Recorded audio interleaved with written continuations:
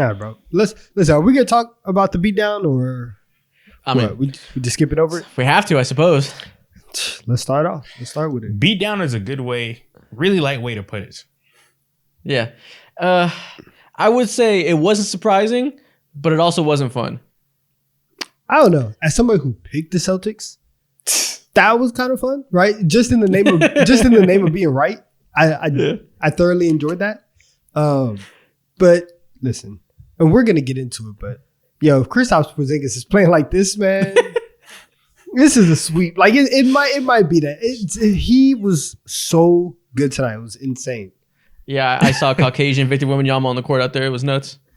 Nah, man. You did not only see Caucasian Victor Wembanyama, you saw Kristaps Porzingis and all of the greatest tall, big Celtic white men in history. You saw Larry Bird. You saw Havlicek, bro. You saw fucking literally every single big dude there. Exactly. Bill Walton as well. They're all behind him side by side, hand in hand, like the avatars. When he goes into Avatar state, they're all just giving him their powers. Yeah. Oh my God, bro. Exactly. Yeah, man. As you guys see by the title, we are currently reacting right after Game 1 of the Finals. It's currently 8:25 p.m. Pacific time. Fresh off of the game that went very poorly for somebody rooting for the Mavericks, such as myself. Went great if you're from Boston. Other than that, I think everybody's currently rooting against the Celtics. Much to talk about. If you're watching on YouTube, drop a like and subscribe. For an audio platforms, 5 stars, review. Let's get straight into it. The cranium is crazy. Oh my God. I mean, I really don't know what to say. Crayon eaters rejoice. Okay, so like I said, I really, really want the Mavericks to win. I need to see Luka Doncic with a championship. It would feel so good as a fan. The storyline would be awesome. Seeing him prosper would be great. So I picked the Mavs. Made it very clear I was doing that at fandom. I think we all agreed the Celtics were better. So this wasn't surprising to see them just be way better in pretty much every regard. But what about the performance specifically stood out to you guys, other than just more talent? What do you see, Donovan? A couple things. One, wow, it really makes a difference when Al Horford is not the starter. And you know what I'm saying? Like when you he did start. Yeah. True. You're right. But not the primary guy. When you have a guy like Kristaps Porzingis, even if he isn't playing to this level, to give Al Horford a break is massive, right? Because then you can deploy him in spurts and he doesn't have to play 40 minutes the way that we saw for basically all of the playoffs before, or I guess after Kristaps got hurt. There's that. 2, everything that people said about Jason Tatum and Luka Doncic all season, not just like coming into the series. It's right. Like you had the Jason Tatum meme where he had like 19, 11, and 5. And it's like, if Luka did that, his averages would go down. And like Jason Tatum didn't have an amazing game from the shooting wise. They're like, Jason Tatum can shoot 6 of 15 and his team is still going to win by 20. And it happened. Yeah. Like all of that is 100% real. Jaylen Brown, amazing. This was the JB game, the Kristaps Porzingis game. It was a Celtics game. It was so even. Honestly. Every Celtics game is like this where all their players eat. No one guy needs to go crazy. Tatum doesn't have to take all the shots Luka has to take. And we make it seem like it's a fault of his. They are just so deep and so good in their top 6. And it went as you'd expect. Because, they're a team that has a lot of variance. They're going to have good shooting nights like this where they beat the doors off anybody. And obviously we know they have some cold nights where they look a little more beatable. This is what it looks like every time when they're on their A game. We just thought, hey, maybe the Celtics, maybe the Mavericks had the defense to slow them down. Luka can go band for band, whatever. No, it looked the same way it looks when they play everybody else. Yeah, this game right here is the perfect way to describe who the Boston Celtics are to anyone who's just first watching this basketball team for the first time ever. Hella ups, hella downs, of course. They were up by as much as like 30 points, I believe. And then 29, 29 points. And the game, I believe in the third quarter, the lead was cut down to as few as 8 points for just a quick second, just like that. And that is mostly like geared towards their play style. They like to chuck hella threes. And of course, when you have the 7-3 demon and Kristaps Porzingis going out and playing the first quarter like how he was playing makes you unstoppable, unbeatable, you know? So it wasn't very surprising to see that because Kristaps is what makes them like unbeatable. Yeah. You know, the reason they win 64 games and they look far better and far more real than they ever looked in previous years is because of Kristaps. And we've all known that. So like you said, everyone knows the final score, 89-107. Let's start from the first quarter. Donovan, you mentioned Kristaps Porzingis. Yeah. That was the story of the first quarter. He didn't start the game, but he came in, I think, about 4 or 5 minutes into the game. And it looked like they just inserted the Winter Soldier. They just dialed him up, said all the right words, and he went go mode. The Mavericks were switching everything, including on Kristaps. So they were switching their wings onto him. Derek Jones Jr., Luka, PJ Washington, all of them got their chance to defend Kristaps Porzingis in the post. A strategy that makes sense to me a little bit, right? Like we talked about in the past when Jonas Valanciunas was doing this against the Thunder earlier in the playoffs. It's okay if you let somebody attack a mismatch over and over again. If the other team does that too much and they fall out of their offense and try to beat you strictly in the post, that strategy makes sense to me as somebody that's looking at what the Mavs are doing. It doesn't make sense if Kristaps is going to make every single shot he takes and look like Prime Dirk. Then nothing makes sense. You're going to lose. Yeah, I mean, okay, a couple things. One, he got away with like 2 offensive fouls. Like he was, he hit somebody in the face and he kicked Josh Green in the nuts. And Jaden Hardy hit him in the head. There was several times where you could have called an offensive foul. That's one. 2, listen, everybody else was food. Luka held his own in the post. Luka had multiple stops on Kristaps in the post. And I think moving forward, if that's the matchup, hey, that ball's getting swung. Because you saw like Luka is just he's so much stronger and he has such a like a stronger base than Kristaps where he can't just like turn and get to his spot even in the post because Luka's right there. He's standing him up. So there's that. But that like the shooting, that's fine. What was so impressive to me was how amazing Kristaps was protecting the rim. He had 3 blocks and at least 3 other plays where he was deterring somebody from the rim, altering the shot, doing all that stuff. And there was a stretch where the Mavericks were like 1 of 9 from the field. And it's like they're going downhill. They're getting kind of shots at the rim, which is what you would like. But Kristaps is just there eating every shot up. And they were letting them be physical in the first half underneath. Listen, my bad. But like, yeah, they like Kristaps' rim protection was the key in the first quarter. Yeah. I'm glad it wasn't even just Kristaps either. Jaylen Brown and Jason Tatum were rotating their asses off at the rim. It was a full team defense at the rim. There was one point late in the game, skipping forward a little bit, where Derek Lively got into foul trouble, and they ran out a lineup with Maxi Kleber as the big man, but he was more spaced out of the perimeter, and Derek Jones was serving as the roll man. Actually, just happened right here. Jaylen Brown was swatting his shit on rotations every single time Derek Jones tried to dunk. Mm-hmm. Same as Jason Tatum. They were able to play a super disciplined team defense and allow nothing at the rim and make Luka beat him as a scorer. He had 1 assist, I think, he finished the game with. Yeah. The Mavs had 9 as a team. 9! Yes. I believe throughout the entirety of the season, Luka has never finished a game with worse than like 3 assists for the entirety of the year. And this game he finished with 1. Like that game plan was hella effective, like you said.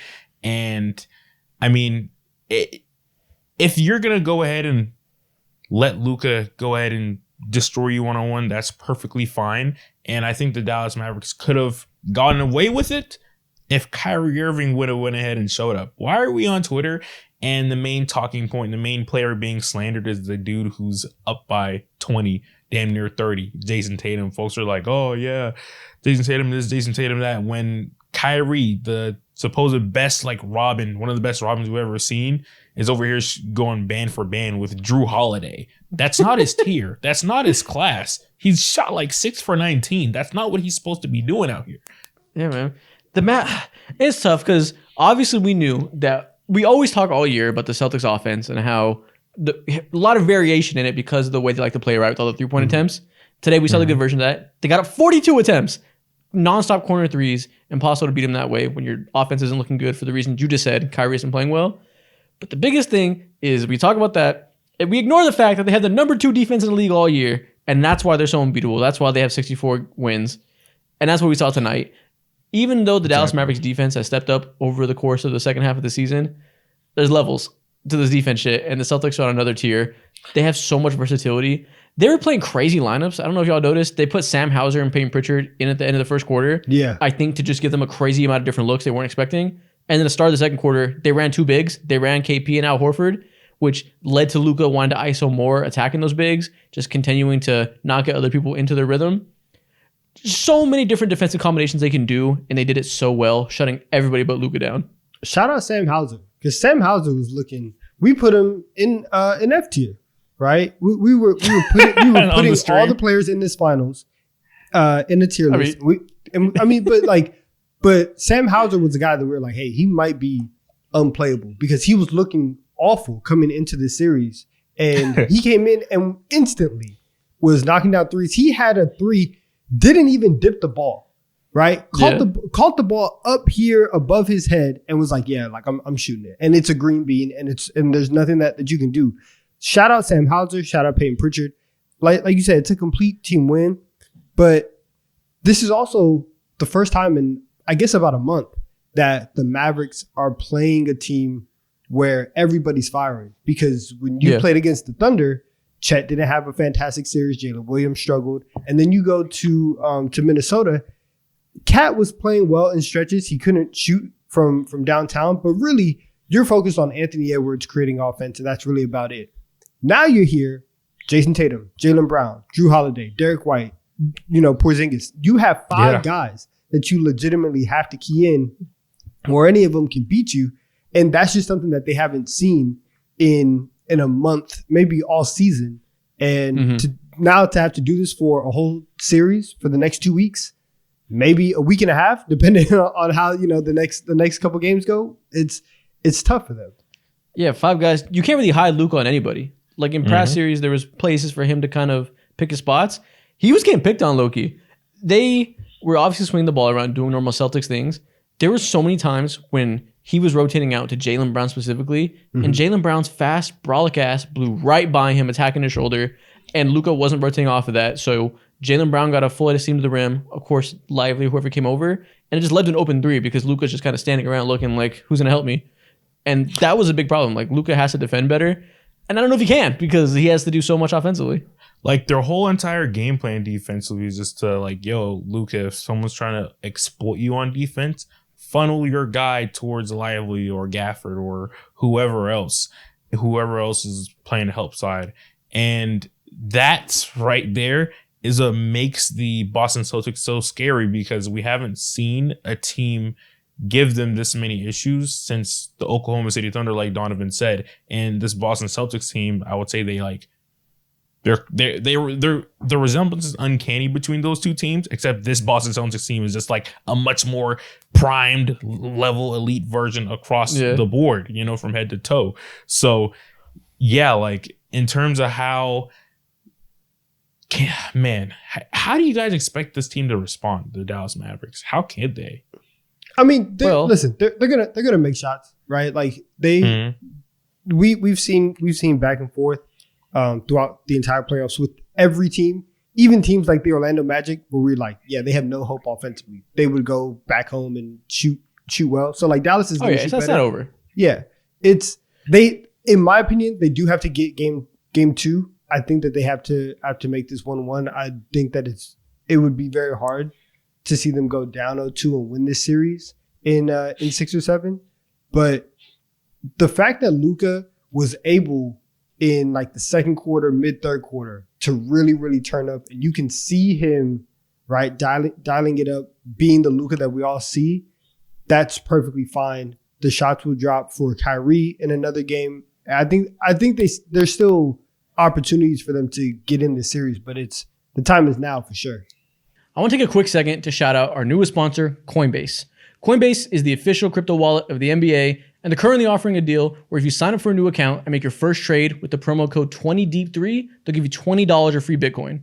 Again, all you gotta do is sign up for a new account and make your first trade with the code 20Deep3. The whole time coming into this, we talked about last week, right? But we gave like our predictions, not necessarily predictions, but we talked about ways the series can go.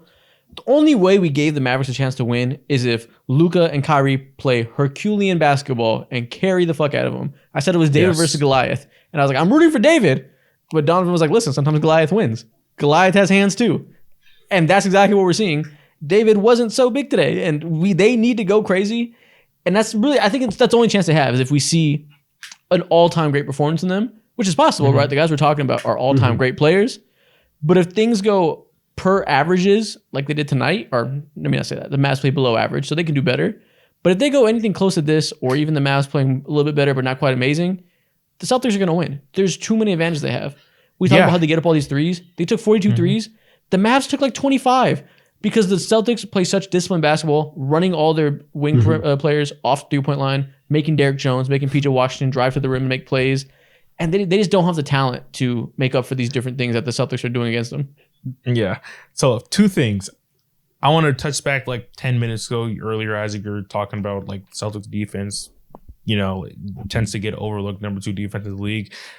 All of the issues that people see with the Celtics, which is like late game decisions and their offense being so up and down, their defense is their offense pretty much. And that's how I view this team. They just unfuckable on all ends on that front right there. They're built to just stop a lot of teams. They have no real weakness.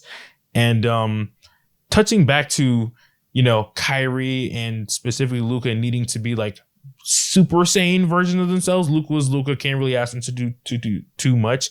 And Kyrie, obviously, he could have performed a lot better. We did a tier list on, was it Monday or Tuesday? I think it was Tuesday. TD3 Tuesday, 8 p.m. Eastern time, tap in. And we were debating putting him in the same tier as Jaylen Brown or a tier above Jaylen Brown. I'm not 100% sure.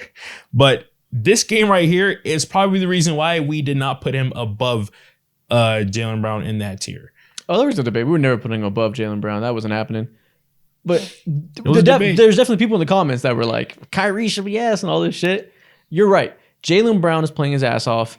2-way impact. Legitimately great defense today.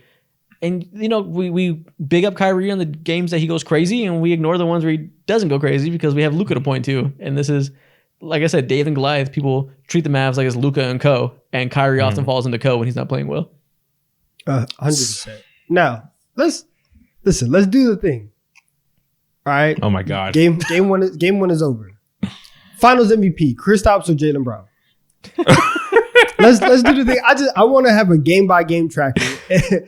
if you guys were handing it out after Jaylen Brown, Jaylen Brown. Yeah. I mean, Kristaps played 20 minutes.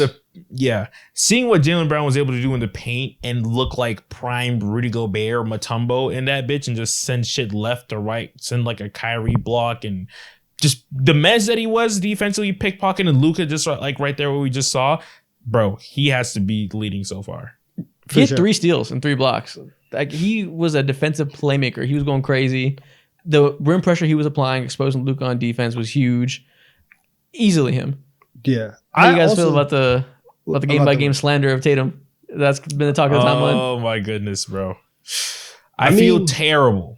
I hate it so much because now I think it's gone to a point to where people just genuinely just hate him as a person for no absolute reason at all. It's not hate. It's not hate. It's yes, jealousy. it is. Yes, it is. It's not logical at all. Everybody wishes that their favorite player can go 6 of 16, right? Have 16 points in a finals game, and then their team win by 25. Like he does this on a consistent basis. And again, even like regardless of what the numbers say, he played a good game tonight, right? Like I'm not gonna come out here and say like, oh, he stunk it up. I thought that his like connectivity and the way that he kept the ball moving, his rebounding was actually really good. He played good defense. Like he did a lot of really, really good things tonight. But when you are number 1 and then you come out and it's the KP game, it's the Jaylen Brown game, it's 3 other guys before it gets to you, it's just jealousy. It's like, damn, like I wish Steph could do that. I wish Shea could do that. And it's so fucking dumb because guys that are in, even Tatum early in his career, it's called 2 years ago, whatever it is, he can come out here and score 30 a game, do his thing, and the team doesn't win because he's not a great passer. There's no deficiencies in his game where people will say, oh, he's not making people around him better. He's a ball hog, all these things if they don't win. As soon as they have a team that play style dictates him to take less shots and be more of a cog and keep the ball moving and buy into his role like we ask other stars to do. Once they do that and the points aren't as high, it's like, oh, he's a bum. He's being carried. Like there's no winning when you're obviously, especially not when you're on the Celtics. Obviously, everyone's gonna hate on the Celtics, but yeah, people are gonna find a way to slander regardless. I told you guys. I told you guys before the series, Jaylen Brown is a very, very viable option to get Finals MVP. And what's the conversation going to be like then going into the summer? It's a nasty conversation that's about to happen because, again, after tonight, and if Dallas continues to guard Tatum the way that they did tonight, and he keeps being patient and doing the right thing, he's not going to be set up for success if success is winning the Finals MVP. Exactly. Yeah. And Jaylen Brown's doing this. He's going to have all the moments. He's going to have the block. He's going to have the pickpocket. He's going to have 23 points instead of Tatum's 21 points, and it's going to be disgusting. The play that just happened a couple plays ago, Luka and I think it was Josh Green doubled the shit out of Tatum. He passed to the top, and they threw it to the corner, wide open Jaylen Brown corner three. People see that, and then like, oh, Jaylen Brown's hooping. When the fact that Jason Tatum made the right pass and diagnosed the play immediately led to the wide open three that took zero effort. Like, that type of stuff is not going to be recognized. It's just going to be, ooh, look at him get carried. Jaylen Brown's hitting all these threes. When that only started because Jason Tatum drew the requisite attention to make that happen. All I'm hearing is that Atlanta is up once again. Marietta legend Jaylen Brown putting on for the city, man. We are back. Atlanta runs the league. This is what we do. He's here. Oh my God. Don, what are you saying? You're Atlanta. Strikes again. Can never escape. Fuck. Shut up. Wipe it off the map. Man. I'm interested. I like the fact that also, like, if we're talking about Jaylen Brown, I like the fact that Boston put him on Luka to start the game. I thought that was very interesting. I also, and like we saw it on the steal, I was wondering, because they didn't really do it in the first quarter. I was wondering when they were going to pressure, bag work. I was wondering when they were going to pressure Luka 94 feet. And the first time that they did it, it felt like it was on that Jaylen Brown steal that he actually, pressured him on the walk up past the half court line. I think going for the rest of the series, personally, that's something that I would just like to see from Boston, just because I thought that their pace, especially in the first half, like the difference in speed that they were playing and that Dallas was playing was so noticeable. They were getting the ball across half court with like 20 seconds left and having the rest of the shot clock. Dallas wasn't getting across half court until 17 seconds left. They were incredibly slow. And when Boston is just going to go, get up all these threes, I think lengthening the possession on the other side plays right into what Boston wants to do. For sure. And even on the topic of how they're defending them, one thing that I was asking, maybe they'll do this, they ended up doing, they started the game with Jason Tatum on the opposing team center so that the big man is guarding a wing. And basically, if you, Luka Doncic, want Daniel Gafford or Derek Lively to set a screen for you, get ready to see Jason Tatum switch onto you, which is an entirely different style of defense than opposed to seeing a big there where he can run a traditional pick and roll, throw lobs and whatnot. Jason Kidd has to figure out how to negate that. And I don't know if there's a lot of good answers there. I guess the best answer is have Derek Jones or whoever set the screen for you so you can get Kristaps Porzingis in the action. But then we saw today when Derek Jones is rolling, Jaylen Brown and Jason Tatum had the length to just deny him at the rim. So again, I'm trying to speak a Mavs win into existence.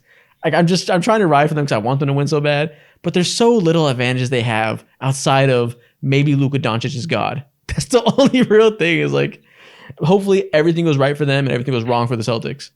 That's and like all I can hope for. It's going to be fine. And if he's God, though, for one game, it doesn't necessarily matter unless like Kyrie is along his side fighting by him, Yeah. And the biggest thing will be the Mavs will play better offensively, obviously. So the series is not over yet. Like it's not going to be a sweep or anything like that. Jason Kidd has to make some big adjustments that we don't see coming and pull out something that slows down the Mavericks offense. And how do we expect that, I mean, you don't, like you said, you don't really expect that, but that's Celtics offense, my bad.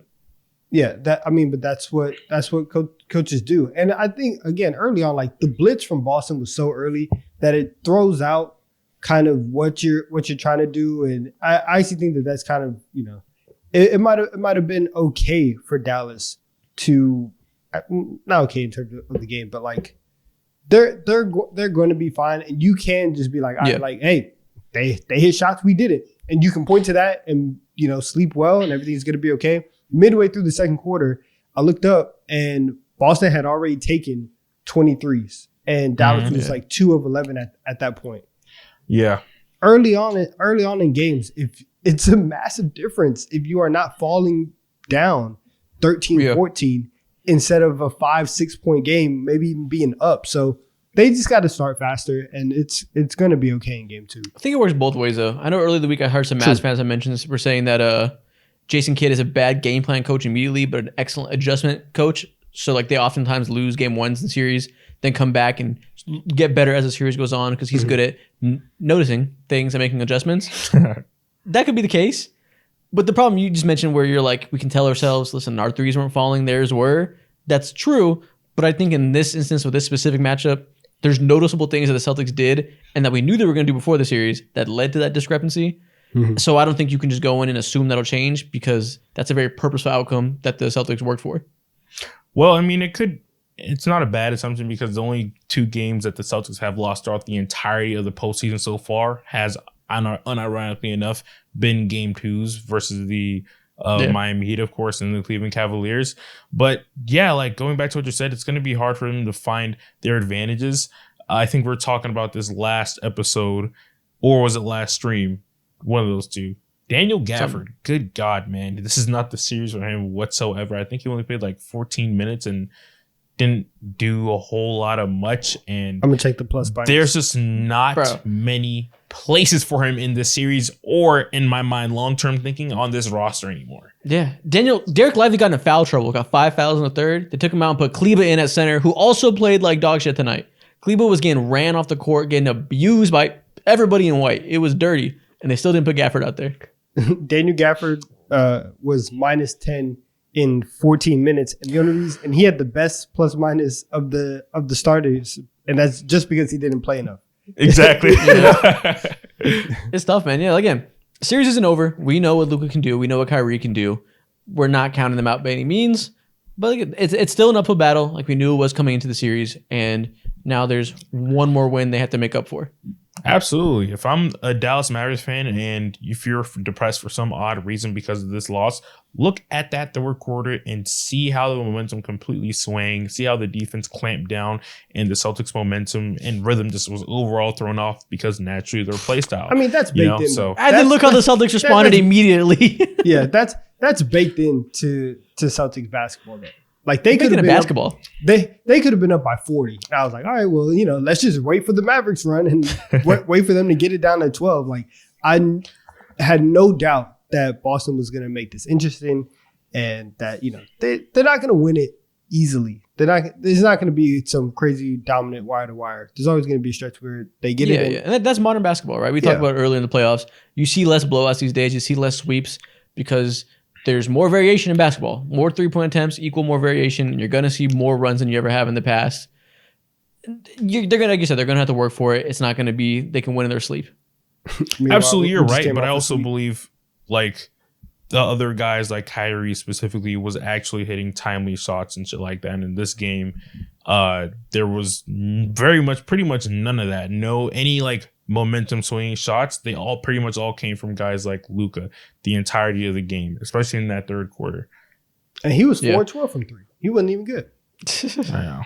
So I think Kyrie is the biggest swing factor that can make this game closer in game 2 for sure. A lot of other things we'll see what the adjustments are like, but we know Kyrie can shoot better from the field. He just played poorly. That one wasn't necessarily as schematic.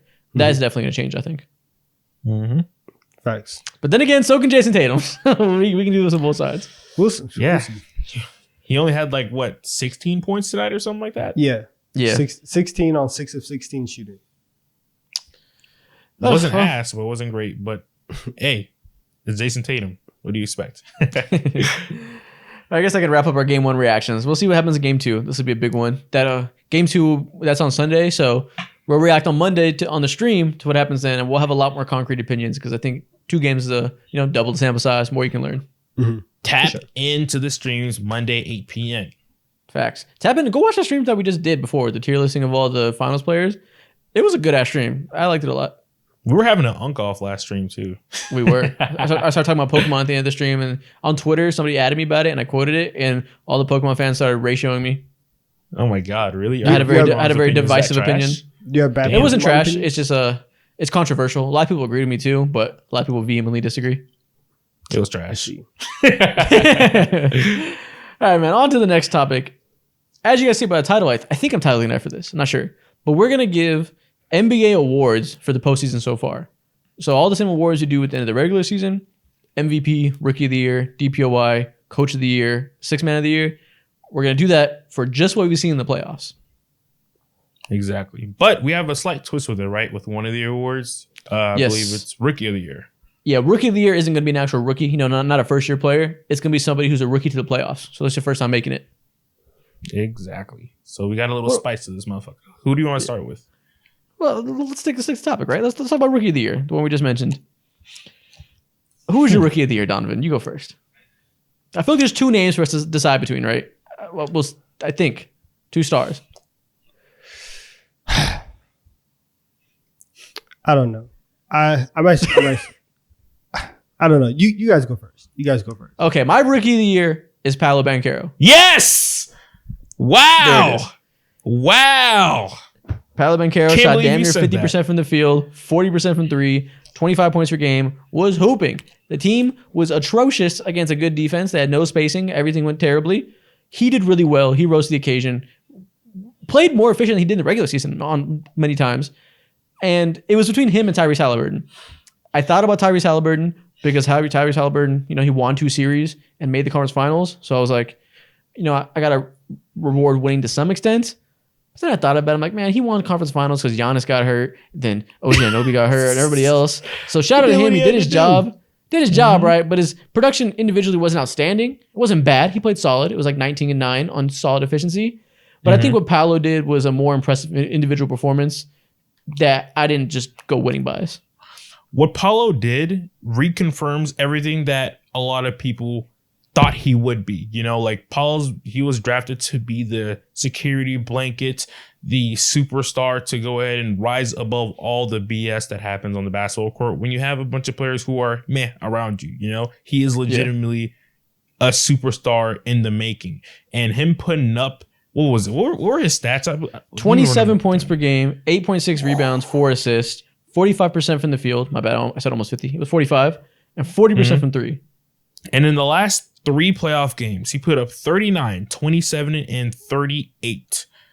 And he was shooting 57% from the three-point line, 40 and 50%. He was pretty much bulletproof outside of like one game throughout this super tough series. And of course, like a lot of people forget, since it was so long ago, it was a 7-game series, so they could have easily been in the second round versus the Boston Celtics. But nah, man, he easily deserves this Rookie of the Year.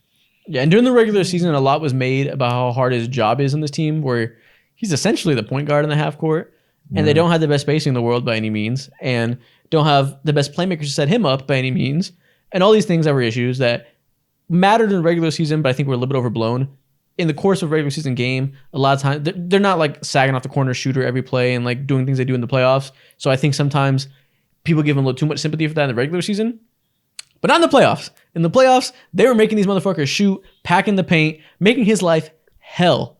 And he rose to the occasion. And listen, 27, 8, and 4 is ridiculous. He did better than he did in the regular season. Like, he truly got better when his team needed him to most. And he's right on schedule for a number 1 pick, budding superstar that's going to be the face of this franchise for a long time. He made the necessary steps that you'd want to see in his first rookie playoff performance. Yeah. I had you guys go first because I couldn't pick. I legitimately had a tie between them just because the same thing that we talk about with the Celtics was like, hey, you can only play who's in front of you. Tyrese Halliburton kind of did the same thing. Like, I know that the Bucks were hurt. Yeah. I know that the Knicks were hurt, but there were times where he actually stepped up and they were able to win several playoff series. And for a team that has been, as rising as the Indiana Pacers, like there was some moments in the second round against the Knicks where he really, really stepped up. He was going crazy. And even though that the shooting wasn't always there, his ability to control the game and facilitate and set up his teammates has always been amazing. And granted, part of that is because of like the play style, and he actually has people who can shoot the basketball and Paolo doesn't. So I put a little bit of the winning bias for Tyrese, and then for Paolo, it's obviously like everything that you guys said, because you can see they're one shooter away, they're one creator away from people actually having space to operate, and then them probably several shooters away. Honestly, the way that Paolo was playing, you can get one more guy in there, and they'll be okay. Yeah. And they'll probably be in the second round next year. Yeah, the reason why you feel like that is because I feel like when we watched Paolo this year, like he was the more certain guy. There were no real questions about his game and what he was able to do on both sides of the floor, playmaking, shooting the ball, distributing, whatever. It doesn't matter. But for Tyrese, they're like, although he was good, I may be like, this is me putting in the like IST tax because of how spectacular his performance was, and him just not looking like the same level of caliber player that he was then. Mm-hmm. But I think like we walked away from watching Tyrese play this year and feeling like, he could get better in like a few more areas of the game, so he doesn't very much feel like a complete, offensive guard. No, Tyrese was good, and shout out to him for winning. I'm not holding the injury thing against him per se. I'm contextualizing what their run was and deeming it not enough to make up for the fact that I thought Paolo was better. I think he was more impressive. And deeming it a Mickey Mouse run? No, it's fine. He did his job, but some conference finals runs, you're like, oh, this motherfucker elevated. He carried his team. This was crazy. Mm-hmm. It wasn't one of those. So it was good. They did their job, collective team effort, but it wasn't enough contributing to winning to make me think I got to put him above Paolo because of the winning. Yeah, exactly. Okay. And I don't think either of us are saying like Paolo Banchero is better than Tyrese Halliburton. That's just like ridiculous conversation to have. We're just simply acknowledging Paolo Banchero and how great his first appearance is. You couldn't ask for a better performance from Paolo at all. There we go. Look at us. Lockstep. Is there anybody else that deserves honorable mention? Not really. Nah. Yeah. There really wasn't as many impact players that it was the first time here. Like it could have been J-Dub or Chet, but they didn't play particularly well. They kind of dwindled in the second round. Not dwindled, but no, did. Yeah, we can say that. They didn't play as yeah, they did dwindle a little bit. They were to mixed amounts. Like Chet defended well, but obviously offensively didn't produce. J-Dub dwindled. He needs to improve from that run. But those are the people that had a really big opportunity there. Didn't quite happen. Thanks. Yeah, I agree. Ironically, are the two guys that I spent time arguing being in the same tier as Paolo Banchero are the ones who didn't do well. There's levels to this.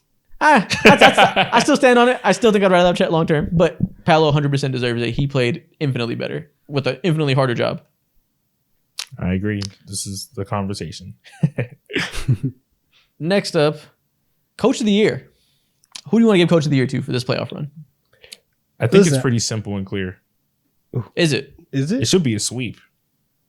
Who? Okay. Tell us who it is. It should be Jason Kidd. I mean, I think we can all agree that the adjustments that he made throughout all these series with how different each and every team that he faced off was, and him basically like adapting to every single defense and offense that he faced as well, specifically like the defense that he put out there, is what made me go ahead and select him as the Coach of the Year, because he threw out a lot of things that no one thought would hold up in the playoffs defensively, funneling guys towards Gafford and Derek Lively.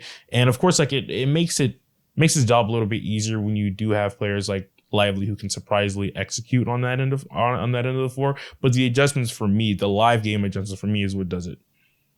Yeah, I agree. I went Jason Kidd. I think you have a hobbled Luka who tore up the Timberwolves. Before that, he had impact. He's still an elite passer, doing Luka things, but wasn't playing to previous Luka playoff runs. And the fact that you could have that be the case, you can have Kyrie Irving be up and down. You can have your third best player be a rookie, and you still make the finals with the hardest road anybody had, going through 3 top 4 seeds, I think. Wait, no. Yeah, 3 top 4 seeds. Mm-hmm. Many people would say 3 of the best teams in the playoffs outside the Nuggets, right? Like, they went through a gauntlet and rose to the occasion every time when they had all the reason to be like, oh, I guess it's not our year. We're not healthy. Purely off of coaching and elite defensive game plans. I'll go Jason Kidd as well. If we were doing most improved, though, my second on this list was Joe Maddis. I think that Mazzulla. Mazzulla? He was great too. Yeah. I honestly think that Mazzulla has been worlds better this year than he was last year. I think you were too hard on Mazzulla before this run, though. I think that was the biggest difference. Early in the season, you were like, should he get fired? And I was like, what are we talking about? Yeah, that was crazy. No, I mean, it wasn't. If they didn't make the finals, I would have fired Joe Mazzulla, and I stand by that. But well, they did. So exactly, he gets to keep his job. Good job. You impose this rule, and then when he just doesn't, that's such a funny thing. What do you mean? I said if X happens, then he would lose his job. X didn't happen, so like he keeps his job. You know, But I do think that there were points last season where it felt like several times the Celtics came out and they were not ready. They weren't prepared. It felt like from game to game the adjustments weren't necessarily there, and even in game in terms of stuff like game management, like calling timeouts or things like that. A lot of that has been largely fixed from Joe Mazzulla. I think that the Celtics, outside of game twos between Miami and Cleveland, where they have gone crazy from three, the Celtics have been pretty much prepared on a game to game basis. And I think that their in-game management has also been pretty well. So I'm going to go Jason Kidd, but I do, especially because I was so hard on Joe Mazzulla, I do want to spotlight the fact that I do think that he's been a lot better than what I gave him credit for last year and even at the start of this year. Yeah, it makes sense. Listen, is his second full year now as a head coach? Coaches need time to improve just like players do. And he was a rookie head coach and now he's not, right? He's seasoned veteran at this point after a really deep run last year that ended in tragedy in some parts because of him. So it makes total sense that he'd improve from that and get better. So I respect the pick there. Yeah. What award do you guys want to do next? We're flying through these easy ones first. Do you want to go Let's do most improved player? Yeah, most improved player. My most improved player in the playoffs, Shai Gilgeous-Alexander. Wow. Interesting. Okay, on the screen right now. That's not what I was thinking. His last playoff run was 2020 when he was playing shooting guard next to Chris Paul and was not any type of one option. And now he was one option for a team that won a playoff series, pushed the team is in the finals, a tough 6 games where he was let down by his 2 co-stars not playing particularly well, while he continued to be a killer, going crazy, averaging 32 points per game, 50% from the field, and 55% from 3 against the Dallas Mavericks elite defense. Simply, the last time we saw him in the playoffs several years ago, he wasn't this guy. Now he is. His first time being a one option. A lot of the naysayers on the Thunder were finding any reasons to pick at straws on why they'd lose in the first round, part of which is like, oh, Shai's never done it before. He's never been in this situation. It did not matter. He rose to the occasion just fine. Wow. Donovan, okay. I feel like, were you going to pick Jalen Brunson? I mean, that's the obvious choice. It was until I remembered last year he also averaged 31 points per game in the series. So I was like, I forgot. I forgot Jalen was already a superstar last year. In a series, but even the series before that, like he averaged 28 last year. And that was over 2 series. Obviously, they played 2 series again this year. But he went from 28 to 32. And his assists went up by 2. The amount of pressure and the amount of offensive responsibility that Jalen Brunson had to carry, nobody else in the playoffs, outside of maybe Luka Doncic, had to carry that much offensive load. And Jalen Brunson rose to the occasion massively. So yeah, I think, like he rose to absolute like superstar level this playoffs. So did Shai. I mean, it's most improved. Right. So from the last time we saw him in the playoffs, you said Jalen went from, what did you say, 24 to 32? 28. 28-32. Shai went from 16 to 29. Good job. That is hilarious. This is clearly the most improved. Brother, we got Alec Burks minutes in 2024. That's how down bad they were running lineups where 16 to 29. I'm sorry. I had a feeling you guys are gonna go that way. I was low-key thinking one Shai other person and Brunson. And before you go, Mo, who you think? Who's your other honorable mention, Donovan? Joel Embiid, actually. Ooh. I get it. Low-key, just because like we've seen him throughout like full games, be kind of bad in the playoffs. True. And this time it was just limited to the fourth quarter. So like that's improvement. And he still had a 50-point game. He was still fighting, with half a face, doing all that stuff. So there is some credit to be had in the way that he played this year. That's hilarious. Who'd you pick, Mo? So for my pick, I knew you guys were going to lean Shea and Brunson. I had a strong feeling that was going to be the outcome for you guys. So I had to go a couple tiers lower. Karl Anthony Towns. The last time we saw him in the playoffs, he was nasty. He shot 25% from the 3-point line. This past playoffs, he shot 36%. It should have been higher, but he just went on the craziest, nastiest slump against the Dallas Mavericks. And last year in the playoffs, I believe he averaged 4 personal fouls a game. This playoffs, 3 personal fouls. Last year in the playoffs, this dude went ahead and averaged 4 turnovers a game. This playoffs, he averaged a little bit over 1.5. So that's improvement right there. All across the board in terms of knowing your role and being closer to what the Timberwolves need alongside Rudy Gobert in order for this offense to be one. And on paper, no one's going to be most improved player or whatever. But I appreciate the margins. I appreciate minor changes and the little growth from players, Yeah, I respect that. Listen, Shea is kind of cheating because he went from playing in as a young player to playing in as a superstar. So, of course, he's massively improved. So, if we disqualify Shea because that's obvious, then I can understand the cat pick. I would have went with Brunson a little bit just because I feel like that move from being great to unfuckwithable is a little bit harder than not playing you don't know how to play basketball, which was Cat's biggest improvement, was being competent. But I respect it because it was important. They wouldn't have made that deep run if he didn't clean up all those issues you outlined. It was massively important for a team that made a deeper run than the teams we're talking about. Yeah, for sure. Absolutely. Okay. If Cat didn't make this improvement, they would probably be out in the second round instead of the third round.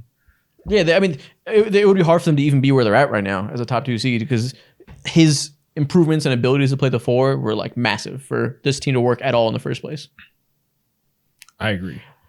But the Mavericks series did happen.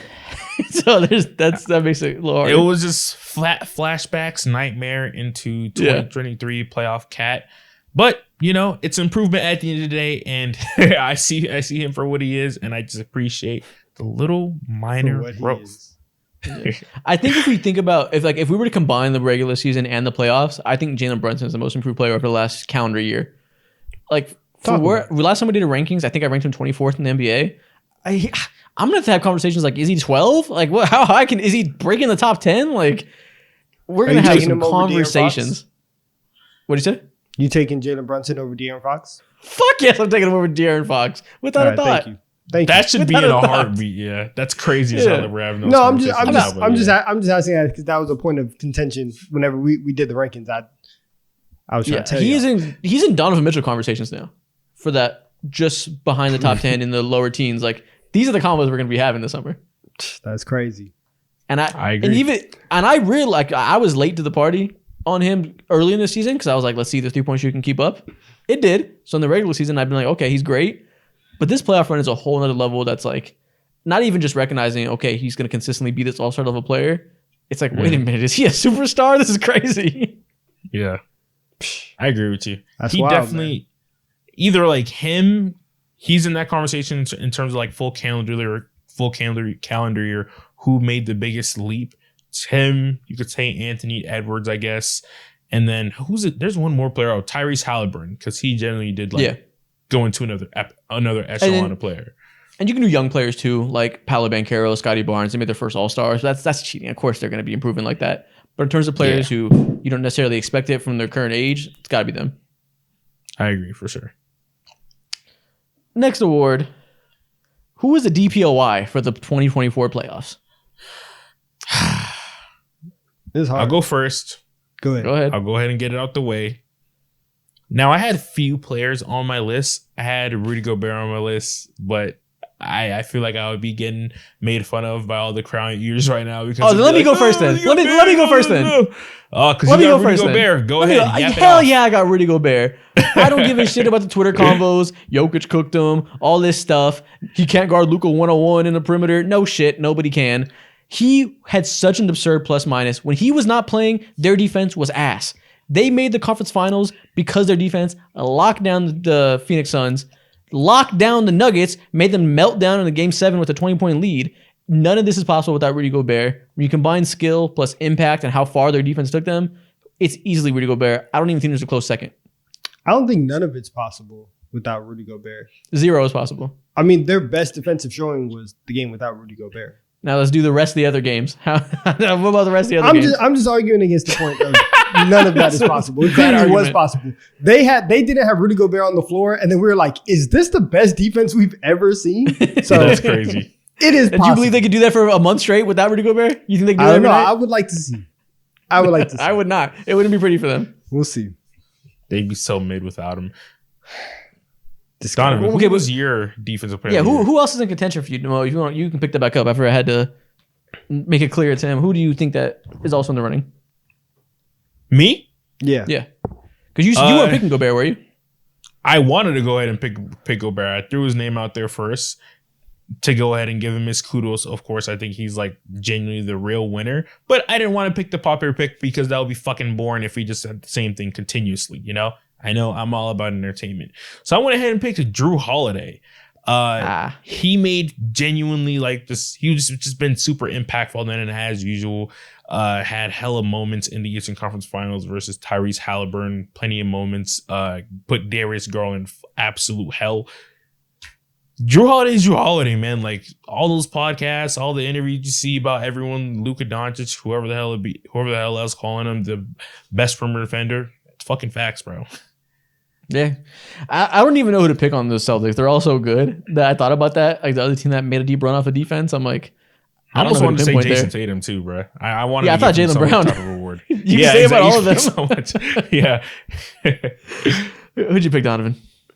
I was between, obviously, listen, if we're being real, Isaac is right. Like Rudy Gobert was the best defender. But that's not my pick though.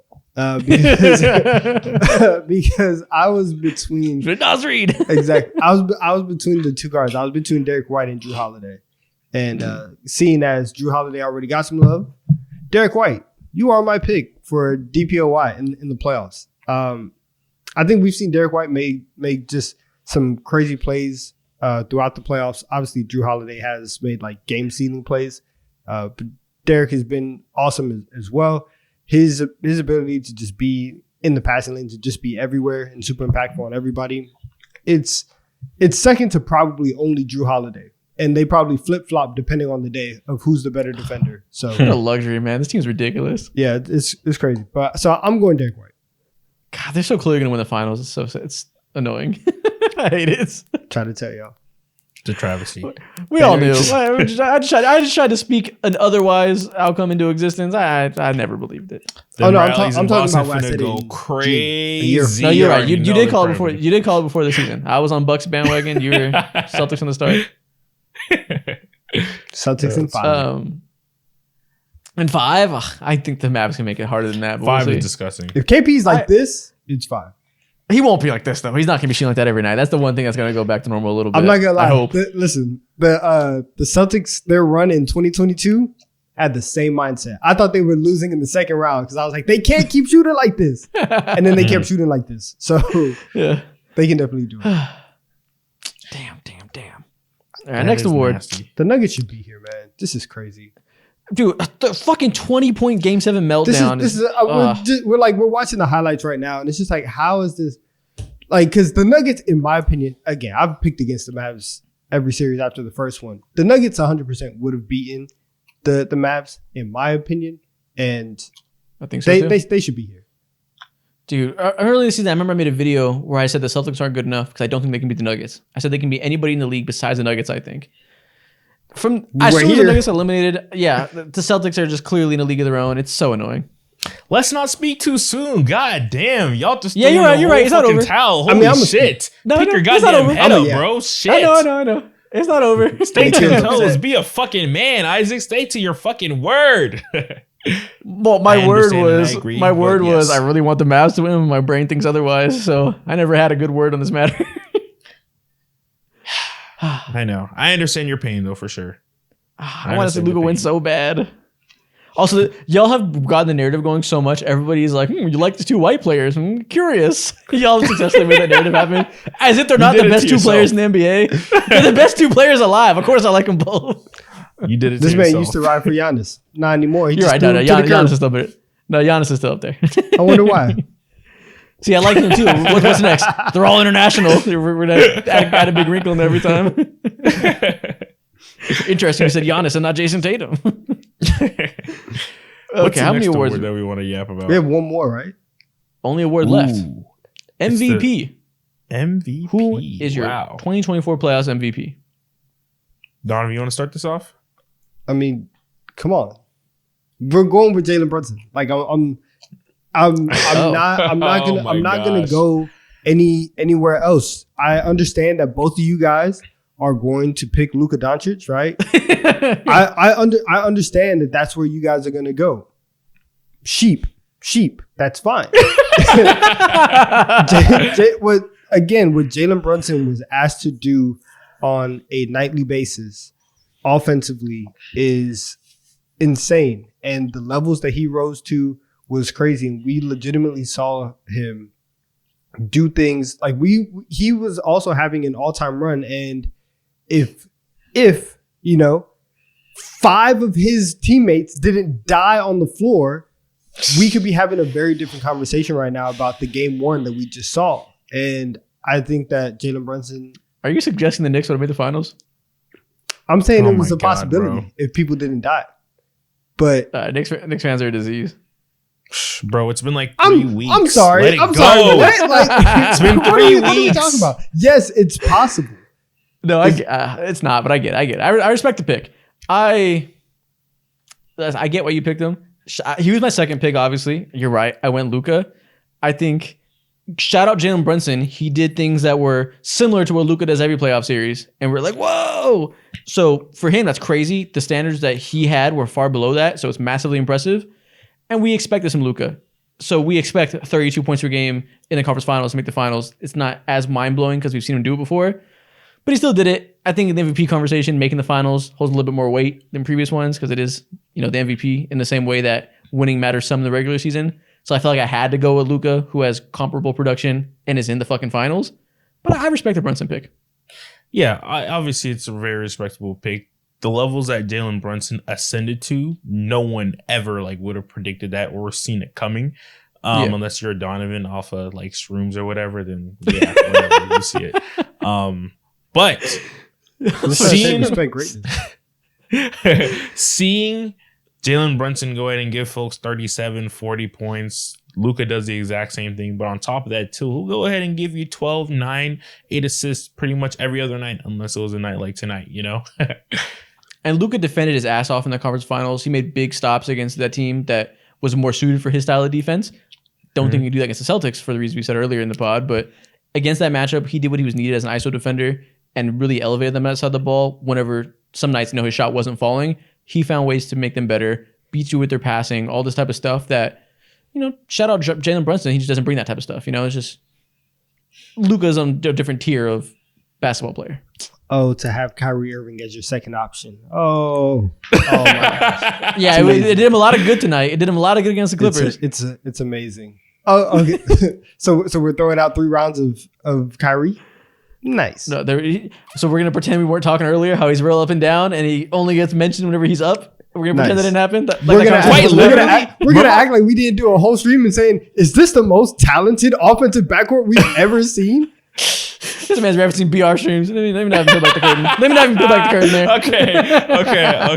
Okay. I remember last year, Donovan, you were on Anthony Davis's case about literally being up and down, 30 point per game here, 19 point per game here, all that stuff. Kyrie Irving is literally doing the exact same thing. No, it's not the exact same thing. It's not the exact same thing. Yes, it is. Exact thing. He literally it's worse.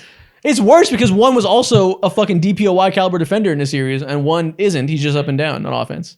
Wait, keep talking. Keep talking. I'm gonna read down Kyrie Irving performances for you right quick. Okay, Kyrie Irving at least had because what I was getting on Anthony Davis for was that one game he would have 30 or something and then go down to 15. He wasn't having okay. He wasn't having. Let me stop you right there. Kyrie Irving tonight, and Kyrie Irving has at least done that multiple times. 12 points. The game before that, 36 points. I'm saying the level of volatility that Anthony Davis was at offensively last year is way worse than the level of volatility that Kyrie has been this year. Now let's do defense. How about that part of the ball? That's not what I'm talking about. That was never my argument for Anthony Anthony Davis. I know it's not what you're talking about. That's the problem.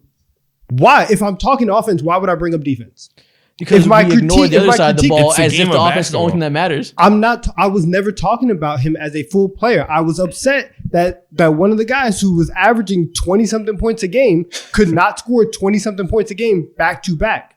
I know, but if we're never comparing to the said Kyrie anything thing, about his defense. if one is, I don't know what measure we are saying who's more inconsistent, but if one is slightly more consistent offensively, and what, never mind, why are we going back That's what we're talking about. We're talking about offensive. Why am I going down this rabbit hole? Who gives a shit? We're talking about offensive inconsistency. If we're talking about who is having a better postseason, one's inconsistency That's matters not what a lot I'm less. talking about. That is not what I'm talking about, and that's not. I know what it's Mo not because you don't care about the on. defense, and you should. That's not what Mo tried to get me on. Mo was saying that I was getting on AD's case for da. And I'm saying I got on him for something very specific. And now if we take that specific criteria and transfer it to Kyrie Irving, then it is different, and Kyrie is better in that single statistic than Anthony Davis. That's the only thing I was arguing. But you guys want to ride for your unibrow king and do all that and try to catch me on something that I said when I didn't say that. If your whole defense is I'm purposely not looking at the whole side, the whole game of basketball, then it's a That bad was never defense. my It's an irrelevant critique. argument. It's an irrelevant argument then. Coming into the season, I literally was like, yo, Anthony Davis is playing the best basketball that we've ever seen him because of his defense. We saw him play elite defense, probably the best defense that we've ever seen him play. I never said anything bad about that. My critique was always, if you are the number 2 on a team and you average 24, 25 in the regular season, can you put up 15 in back-to-back games? Can you do that, please? And you want to discount the fact that he was putting up 30 and 11 because he was playing good defense. Good for you. Just the same way that we hold all the other elite players to certain standards. If you're Anthony Davis and you want to put him into the top 10, go ahead and do it in back-to-back games. That's all I was talking about. The point isn't that that's wrong. The point is that when we do that in comparison to other players who have their own flaws, we exasperate ADs and pretend the strengths aren't there when that isn't necessarily held up for the comparison we're making. Because I'm talking about we're talking about conversations we've had in the past about AD compared to other guys. You're zeroing in on your AD complaint, and that's not the issue. It's the AD complaint in comparison to the conversations that were had about the complaints. I'm saying Mo tried to use that as a one-to-one when it was never a one-to-one. And you guys are trying to get me saying, oh, yeah, you're wrong. When I'm not. The only one-to-one that I'm touching on is just the seesaw that we've seen from Kyrie compared to Anthony Davis. Yeah, we just took so many turns of argument to get here. I'm saying Kyrie's seesaw has been less seesaw-ish. Then a seesaw is a seesaw. What are we talking about right now? I know, we're just quantifying who's more inconsistent, whatever. If there, it doesn't even matter. The original point was that you made a joke about Luka having a good teammate, and then we were like, yeah, real great when he's up and down. And we took several left turns. Because y'all try to get me. We got you. Y'all try to get me. It's okay.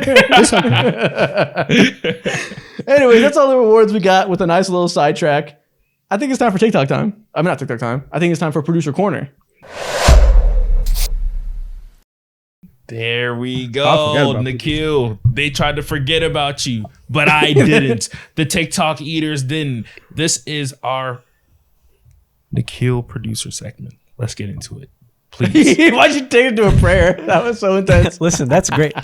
Mo's so great at the transitions. What he was going to say, that's why. Our Father who art in heaven. I was gonna throw some cool other letter in front of it, but I was like, I can't think of a word right now. So just all right, it's praise and worship Nikhil. What's up, man? I listen. I appreciate all this praise.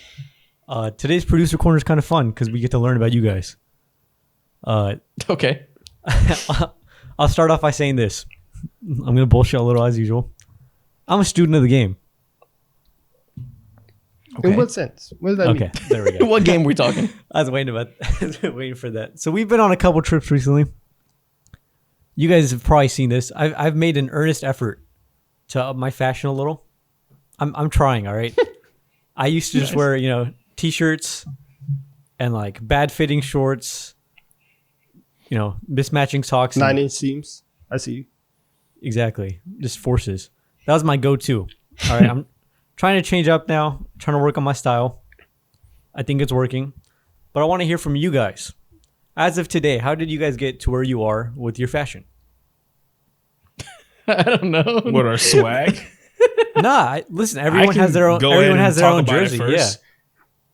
Yeah. I mean, for me, growing up in Atlanta, like I was like, oh, I need all the Jordans and shit like that. I forced my dad to buy me foam posits that I only wore like twice, 3 times, and I never touched them bitches again ever. They were hard too. They kind of glue in the dark as well.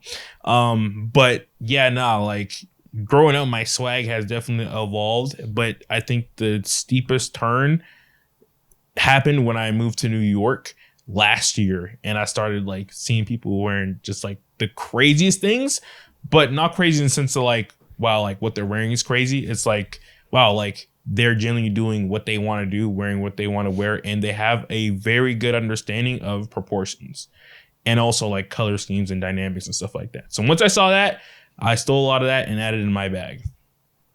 I love that. You're ready for this question. You think about this. No facts. That's what I do. What about like your shoe game and stuff? Like that's like mainly clothing. What about like shoes? My shoe game, I used to be in love with Jordans, bro. Like I was a sneakerhead to the max. I was a sneakerhead who had no sneakers. The worst type of sneakerhead ever. All I grew up, bro. I'm African, so I grew up with just wearing like sandals and stuff like that. And that has just like came to my life again. And you will never see me for the most part wearing shoes for real, bro. I just wear clogs and Birkenstocks all the time. Can you explain that a little bit for us? Can you explain the kinds of sandals you would wear? Explain that growing up wearing sandals. An immigrant. Yeah. You said that should be an assumption given that you're African. Can you explain what that means a little bit? I mean, I just felt comfortable like with my toes out all the time when I was younger in 5th grade. Not in 5th grade, that's crazy, bro. But like 3rd grade, that may sound crazier, but 3rd grade, 4th grade, I had nothing but the toes out. It doesn't matter what the temperature was outside. Doesn't matter if it was raining. The toes were out. Nasty. And the dogs are breathing. No socks in sight. Very gross. No socks at all, bro. No socks at all until I got suspended from school for a little bit for wearing. You got suspended? Why were you listen? Sidetrack. Anyways, I'm a Birkenstock type of person now. I wear clogs pretty much exclusively or Docs. Okay. Doc Martens. Yep, I put them on the clogs. Talk to me about some accessories, up! Mo. You're gonna say this till I'm 50. No, you didn't. All I know is I came up here one day early in the pod and I was like, yeah, I'm thinking about getting these clogs. I'm getting these brown ones. And he was like, oh, I've been thinking about, I like those. Maybe I'll get them too. And he got them. Such cap. That's such cap. One day I'm gonna go. Next time I go to your house, I'm stealing all your clogs, and you're gonna be like, "Oh, I'm clogless. What's going on?" That's like, yeah, exactly like somebody who I put on the clogs and they try to reclaim it. That's exactly what that makes total sense. It aligns. Donovan, how did your swag evolve to this point? Yeah, tell us about your swag. That's such a terrible word. That's such a terrible word. I don't know. You just watch a lot of TikTok and you just look at other people who have cool outfits and be like, I like what they're wearing. Let me try and wear it. And you just try stuff. And like I don't know. What have you like experimented with like recently that like kind of worked for you? Let's see. I think something that I've tried to get into and try to expand over the last 6 months or so is like wider leg pants. I was never really into that. I hung on to the skinny jean era way too long. And I can attest to that. Yeah. That's disrespectful. And you didn't have to say that. You didn't have to agree. But yeah, I hung on to that a little bit too long. And then I think in like December, and even before that, I went to like Zara or something, got some wide leg pants, and I was like, oh, let me just try it. And I don't know. I've started to really like them. So now a lot of my pants that I have been buying have been more wider leg, more baggier. And so I saw somebody said like once a year they'll try and go and buy a piece of clothing that they feel is like uncomfortable for them. Mm-hmm. And so you like push your style that way, and you kind of like push yourself to get out of your comfort zone and see what you like and what you don't like. So that's something that I've tried to do. But outside of that, like that's really it. Do you Mo, what are you laughing at? Mo's been giggling for the last 20 seconds. No, I gotta one of my best friends, childhood best friends, sent me a picture of me when I was like, I think 13 years old, and my swag is atrocious. And I'm finna send a picture to Nikhil right now. It's hilarious. Send it to all of us. Now Nikhil's gonna put it up on the screen, so we'll see it. Perfect. It'll let you know about my swag. This is me growing up at this point in time, life was bad, bro. I look crazy as hell. You were fat. That looks like a different person. Nah, this is Terry. That's you. Now let's break this shit Bro, down. look at the shoes. Look at the shoes. One shoe is laced up, the other one is not. Got the high socks. I'm assuming elite what's socks. on the right thigh? Like Elite that, Nike socks. what is going on? Snapback on the belt. Okay, Tara. What is that snapback? It looks awful. What is all that pattern on it? Too? Is that like a It's like a New York snapback that I got when I went to visit my mom in New York like years ago. At that point, it was that looks like a different person. That is not you. What the fuck? It's like 14-inch inseam shorts. Yeah, look. I got that hoodie from Foot Locker. That shit smell like ass. I used to wear it every single day. Them long ass cargos. You were in capris. Yeah, nah. No one's appreciating the black and white shoelaces though, because that shit was. No, that's the first thing you said. That's the first thing I said. Oh, okay. Great. Yeah. So you I tried my best like, to put that shit on. Also, question: What year did you get braces? 20. It was clearly after this picture. 2018 or 19 or something like that. Not even. Bro, can you zoom into his face real quick? I am mind blown by this. That looks nothing like you. Yeah, nah. Yeah, if That we is me. were doing like a guess the baby picture, I wouldn't get this. I would never guess this is you. What the fuck? I mean, I can like honestly like from like the forehead shape and like you can kind of see it. Like, okay, cover up. Use your hand, cover up from the nose down, and just look at like the eyebrows and forehead. That's a lot to cover up. Damn. I know. Cover up that big ass lower half of the face. It looks nothing like you. Nah, your teeth are chubby as hell. That's crazy. Yeah, no, I was The a bottom real half life is a plate different cleaner, guy. bruh. This right here, this was me back in the days when I used to overdose and overindulge in crayons. Overdose. In crayons, God. I was doing a lot of shit that was not good for me. Eating hot dogs, QT slushies, eating Takis all the time, and munchies. That was my bag. What was your order? Oh, we don't want to get into that, bro. I'm getting the biggest goddamn QT drink. So what's your go-to bodega 2 order? hot dogs Exactly. and a taquito. Steak and cheese taquito from the gas station. Taquito, just greed. Damn. Greed. Yep. What's And I'm hilarious getting is one of those hot dogs. They're called like they're called like Long Johns, I think, or some shit like that. You eat in foot long gas station hot dogs? I'm not a glizzy expert like you are. I don't know the names. No, of the my long bad. ones. I said hot dogs. I meant to say donuts. Oh. let's not get started on donuts. The ones with cream in the middle? Yeah, like chocolate on top. Greed. Cream noodle. Greed. It is what it is. Oh, and also I had that shit on my wrist too. It was one of those power The bands. power You remember? bands? Yes. Bullshit. Make you jump higher? Yeah. Jump higher. Mo put this fit Scam. on. What an early 2010 scam. Mo put this fit on, and he was like, "You know what would go great with this is some sandals." Now I was out of that phase, bro. Did you I was lay out this of that outfit phase. out on your bed the night before? Like, were you excited to wear It's this? his first day of school fit. Not even. I slept with this outfit on. You slept with them big ass cargo I slept shorts? with the I Those slept parachute with this shit pants? on, bro. Okay, I have to ask another question because every boy from like 12 years old to like 15, maybe even earlier, you're wearing basketball shorts under your regular shorts. Did you? I was do too that? big for that. You didn't do You're that. that I couldn't chafing? fit them. Yeah, nah. I was on Kyle Lowry timing. I couldn't wear basketball shorts and my regular shorts, bro. I couldn't do it. It wouldn't work. That's If I wore regular shorts, I would look like a buffoon. This is crazy. You told me in the past that you grew up a fat kid. I never don't know believed what I that for some expected. reason. Like, yeah, I thought you were being like I thought you were fat, but you're probably not really. And you listen, you weren't huge, Yeah, but you just he look doesn't so look, like, different in the huge. face. Yeah, you're not huge. You don't got like a giant belly, but just your face is so unbelievably different that like I can't comprehend this. It's the teeth. Honestly, it's just fat baby face. Listen. Like that's all. He just grew up. Like, Yeah, exactly. No, I was generally big too. Like you can see my belly poking out, and like you see like my chest is little like saggy and long or whatever. Well, you're also 13. I don't expect muscle definition. Yeah, exactly. But yeah, this is a glow from hell. That's hilarious. Yeah. Well, that's a good producer corner. We got a deep dive into the past Mo. I gotta find an old picture that I'm willing to show you guys, and we gotta do this for all of us eventually.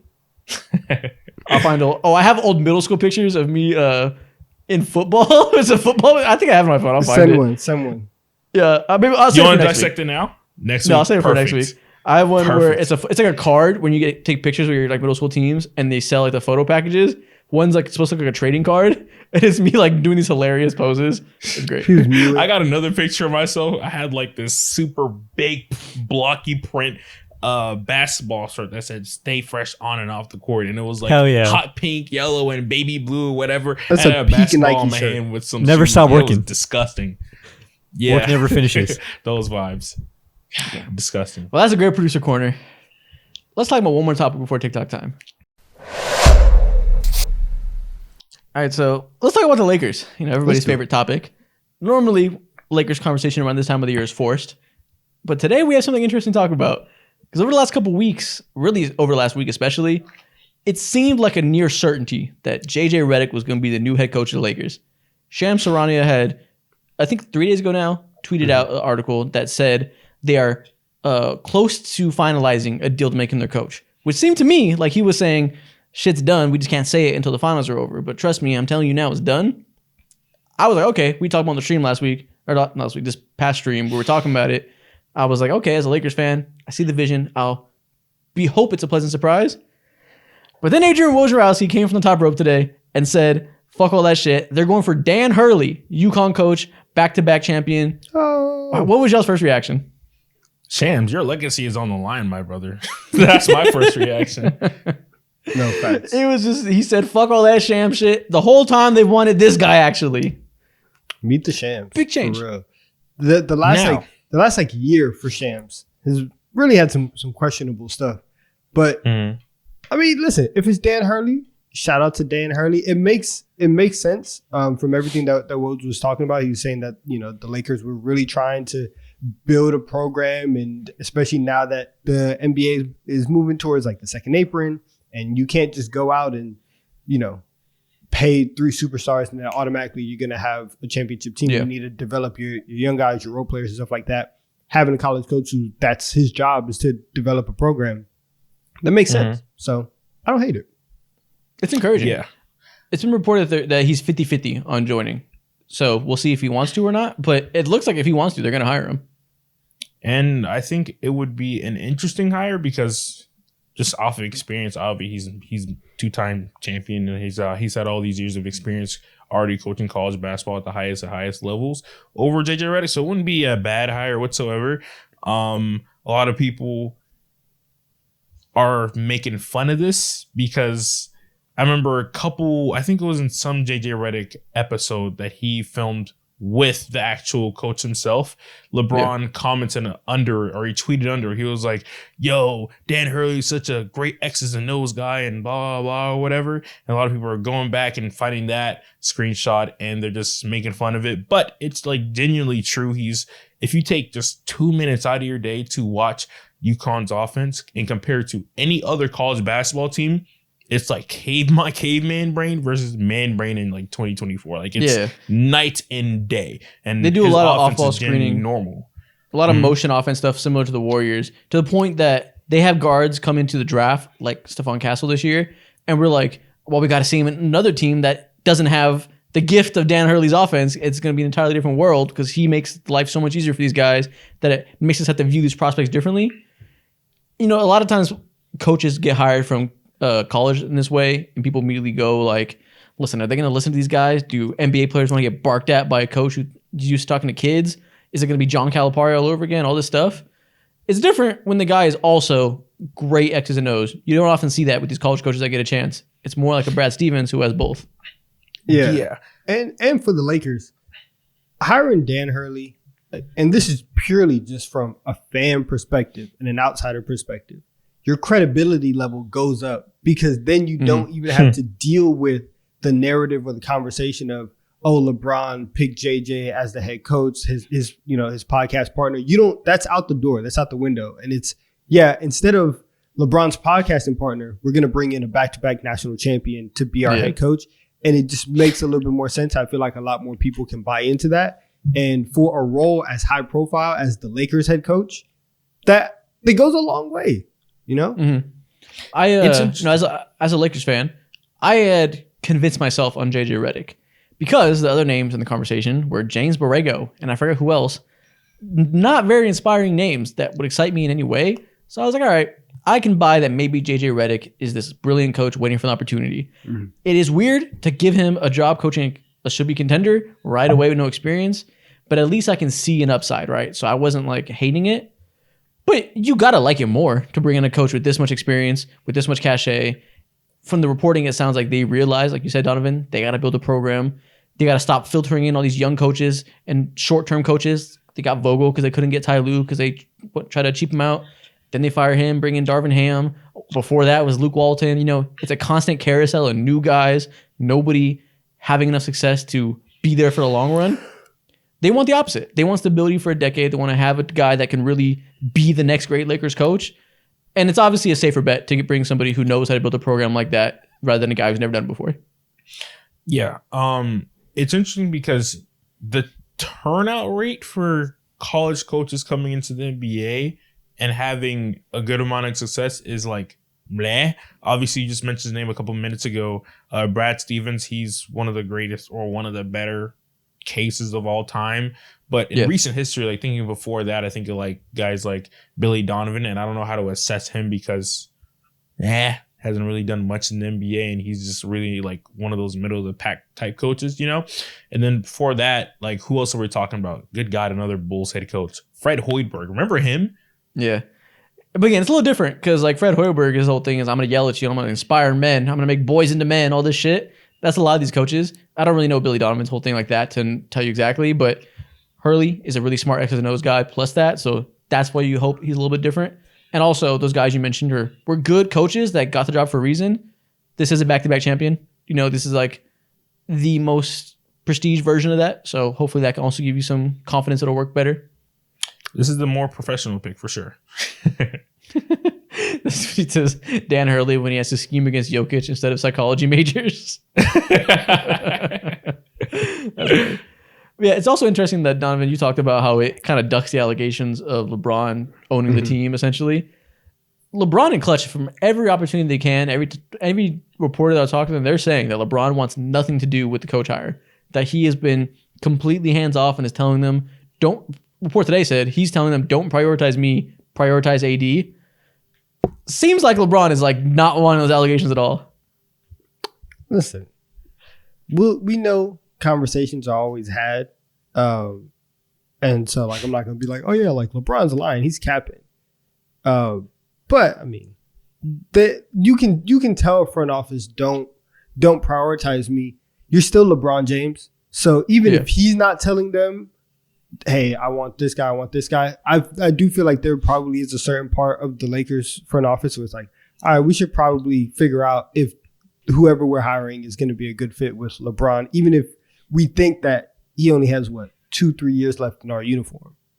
Yeah. And that's what's cool about this hire is I guess the ideal world is he's best of both worlds, Dan Hurley. Mm-hmm.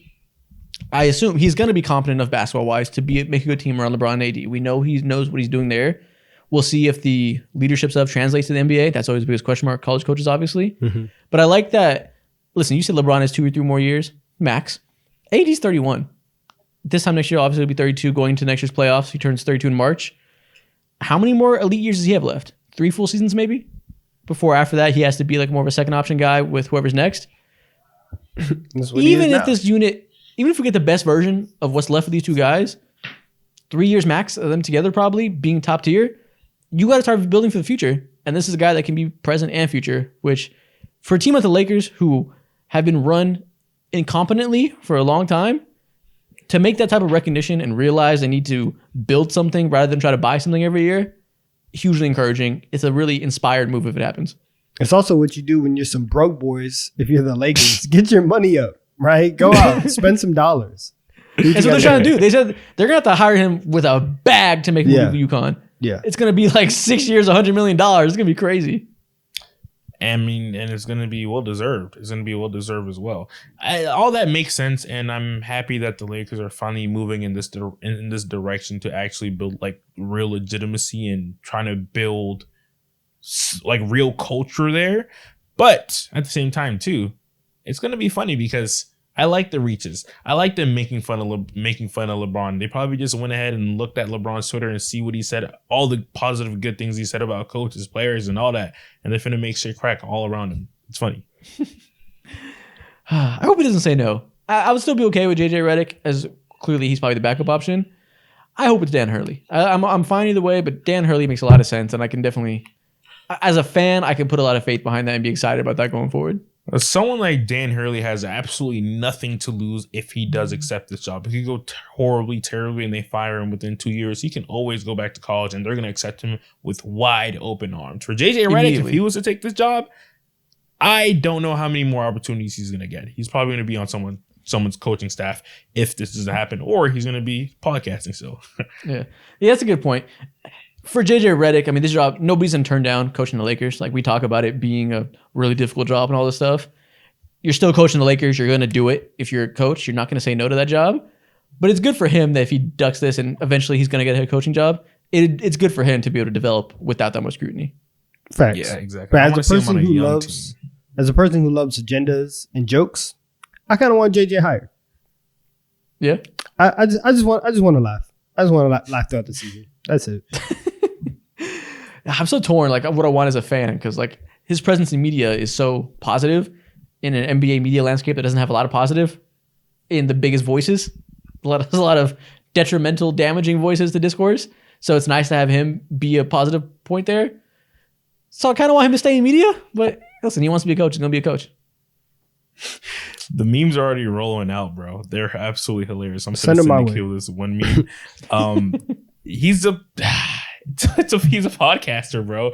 And so I just imagine if Shams does end up coming back from 3-1 and eclipsing Woj and his reporting skills or whatever, the memes are going to be rolling for days. Yeah, but Steve Kerr was a play-by-play announcer. You know, it's just new media is podcasting instead of only being broadcast. It's the same thing we've seen in the past. Pat Riley was a broadcaster before he got hired. I forget Steve Kerr was broadcasting out here, man. That's yeah. He ran a team though. Steve Kerr? Yeah. He was an assistant GM, right? Yeah, but like he was like in an organization. For sure, which matters to some extent. Different job than coaching, we know. And they're both pretty experienced being in an NBA locker room. I think there's experience to be had there. But it is something. Yeah. All right, well, we'll see. That's Lakers talk. I think it's time for TikTok time. Let's ship you guys back to yesterday and give you what you've been waiting for. Crayon eaters, gear up, and let's get ready to munch. Woo! Welcome to TikTok time. And for the first time in about a month or so, I can say we are starting with the draft. Woo! Rejoice! Yeah. Listen, we had to come back with a little remix. We took a little bit of time off. We're here again, and I'm ready. I'm prepared. And that remix is, we're combining drafting with those graphics everybody posts on sports media. That's like, you got $15 to make a lineup, and we have this whole grid of players. We're doing that while drafting. So it's going to add a little element to strategy, since there's only so many steals and so many players you got your eye on. Somebody might snatch it from you. Yeah, man. Let's go. Not let's only do start. you have to be strategic on a basketball sense, but you have to be a mathematician. Put your head on. Exactly. Guys. That's hard. Who's the dummy between the three of us? I mean, we're counting to 15. Like, come on. Like, that's day 2 of kindergarten. But real simple. Draft order is Donovan, me, Mo. You guys see on the top half of the screen, we have, 20 players with an assigned value, 1 through 5. We all got $15 to spend. Donovan, who was our first pick? With my first pick, I would like to have the most important African man in my life. Give me OG Anunoby. $3. Okay. The most important. Okay. Wow. I see it. What about me? What the hell? I just thought that was a shot to me. I'm sorry. OG has done much more for my happiness than you have. All right. I'm going to remember that. RIP the hamstring. I would like Kristaps Porzingis in my first pick for $4. That's good. You secured that stretch 5 early. Kristaps Porzingis. Okay, that's great. So for my first pick, give me a great value pick for $2. Give me Jonathan Isaac. I knew you were gonna do that. Can't trust him. I needed him. Needed a great value pick. Okay, so I got Jonathan Isaac for $2. Alongside Jonathan Isaac, go ahead and give me Desmond Bane for $3. Great value. Good value pick again. Okay. So Desmond Bane and damn, they're both. Okay. You guys got the 2 wings I wanted. Damn. Exactly. We're going clearance shopping right now. I like this. This is good. Clearance. That's the first aisle I hit on God. Give me Kyle Kuzma for $2 on my small forward. Okay. Need some length. Okay. I like this. Going big on big. All right. At my let's see. Let's get away. Let's get away from clearance. We're going shopping. I'm dropping a bag for $5. I don't really like this guy, but he is the best player on this list. Give me Joel Embiid, $5. Bad news for you. We're playing in the finals during this game, so he's not gonna be the best player on this list.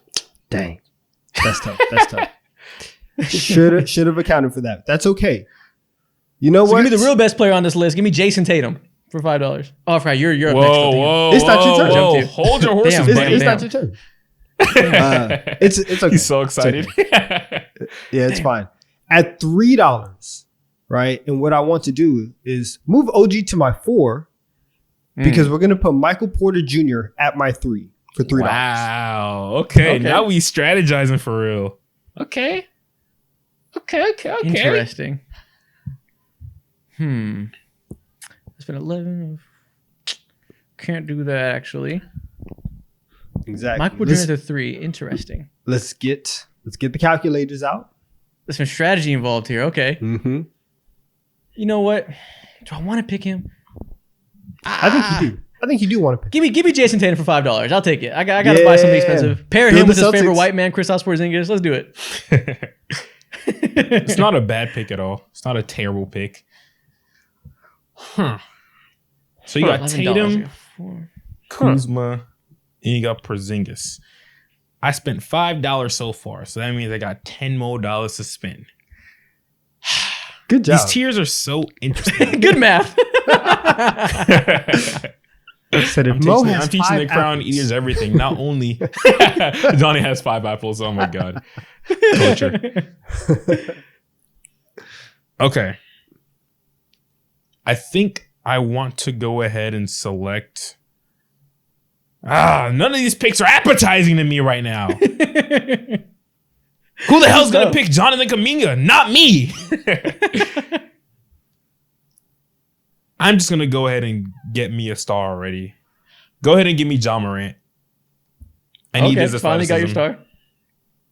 Listen, him and Bane is a tried and true combination. I understand. Yeah, it's proven. And then alongside Ja, I think I can. It's tough. Yeah, it is. It is tough. I think for $2, go ahead and give me Terry Rozier.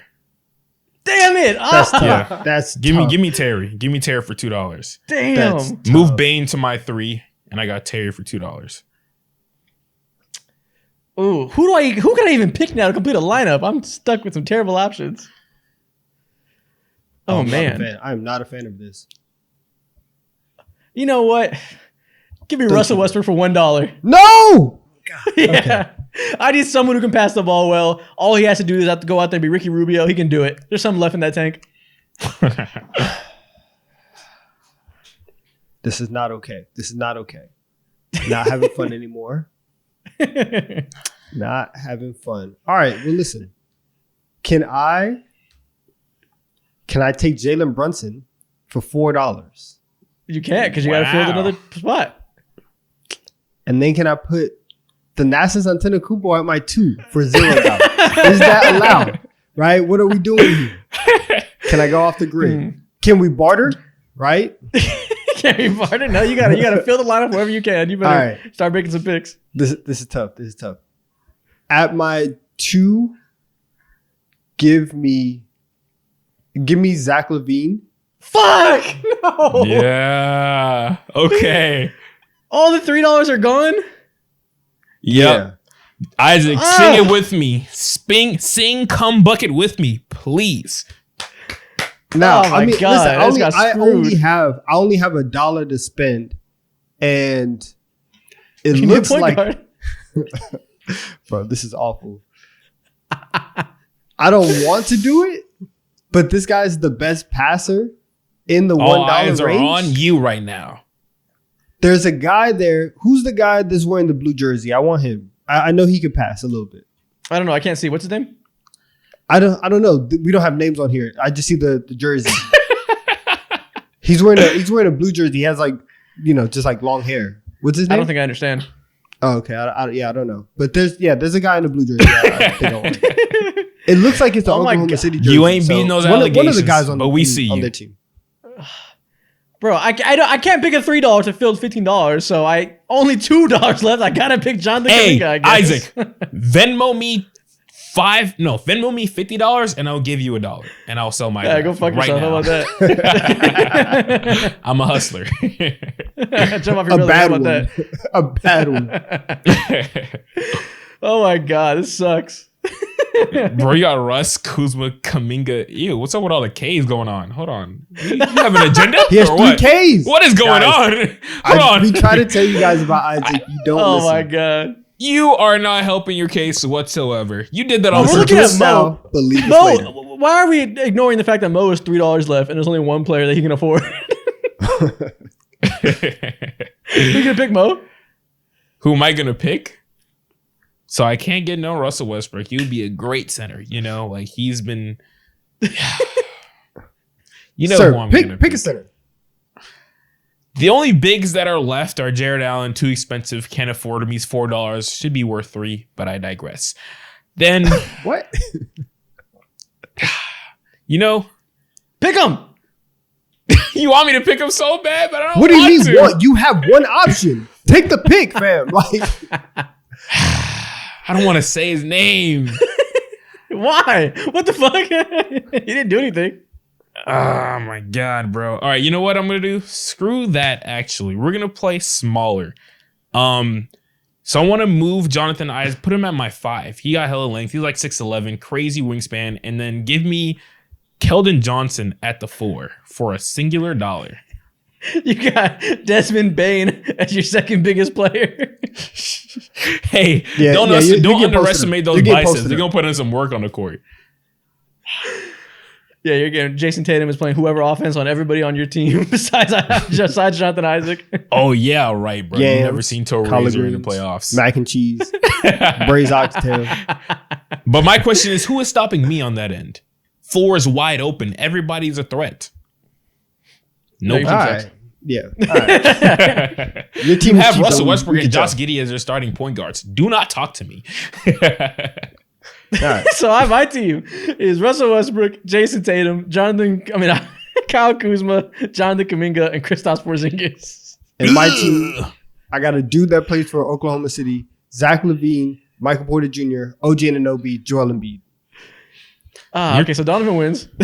Your team functions the best for sure. So I got John Morant, Terry Rozier, Desmond Bane, Keldon Johnson, and Jonathan Isaac.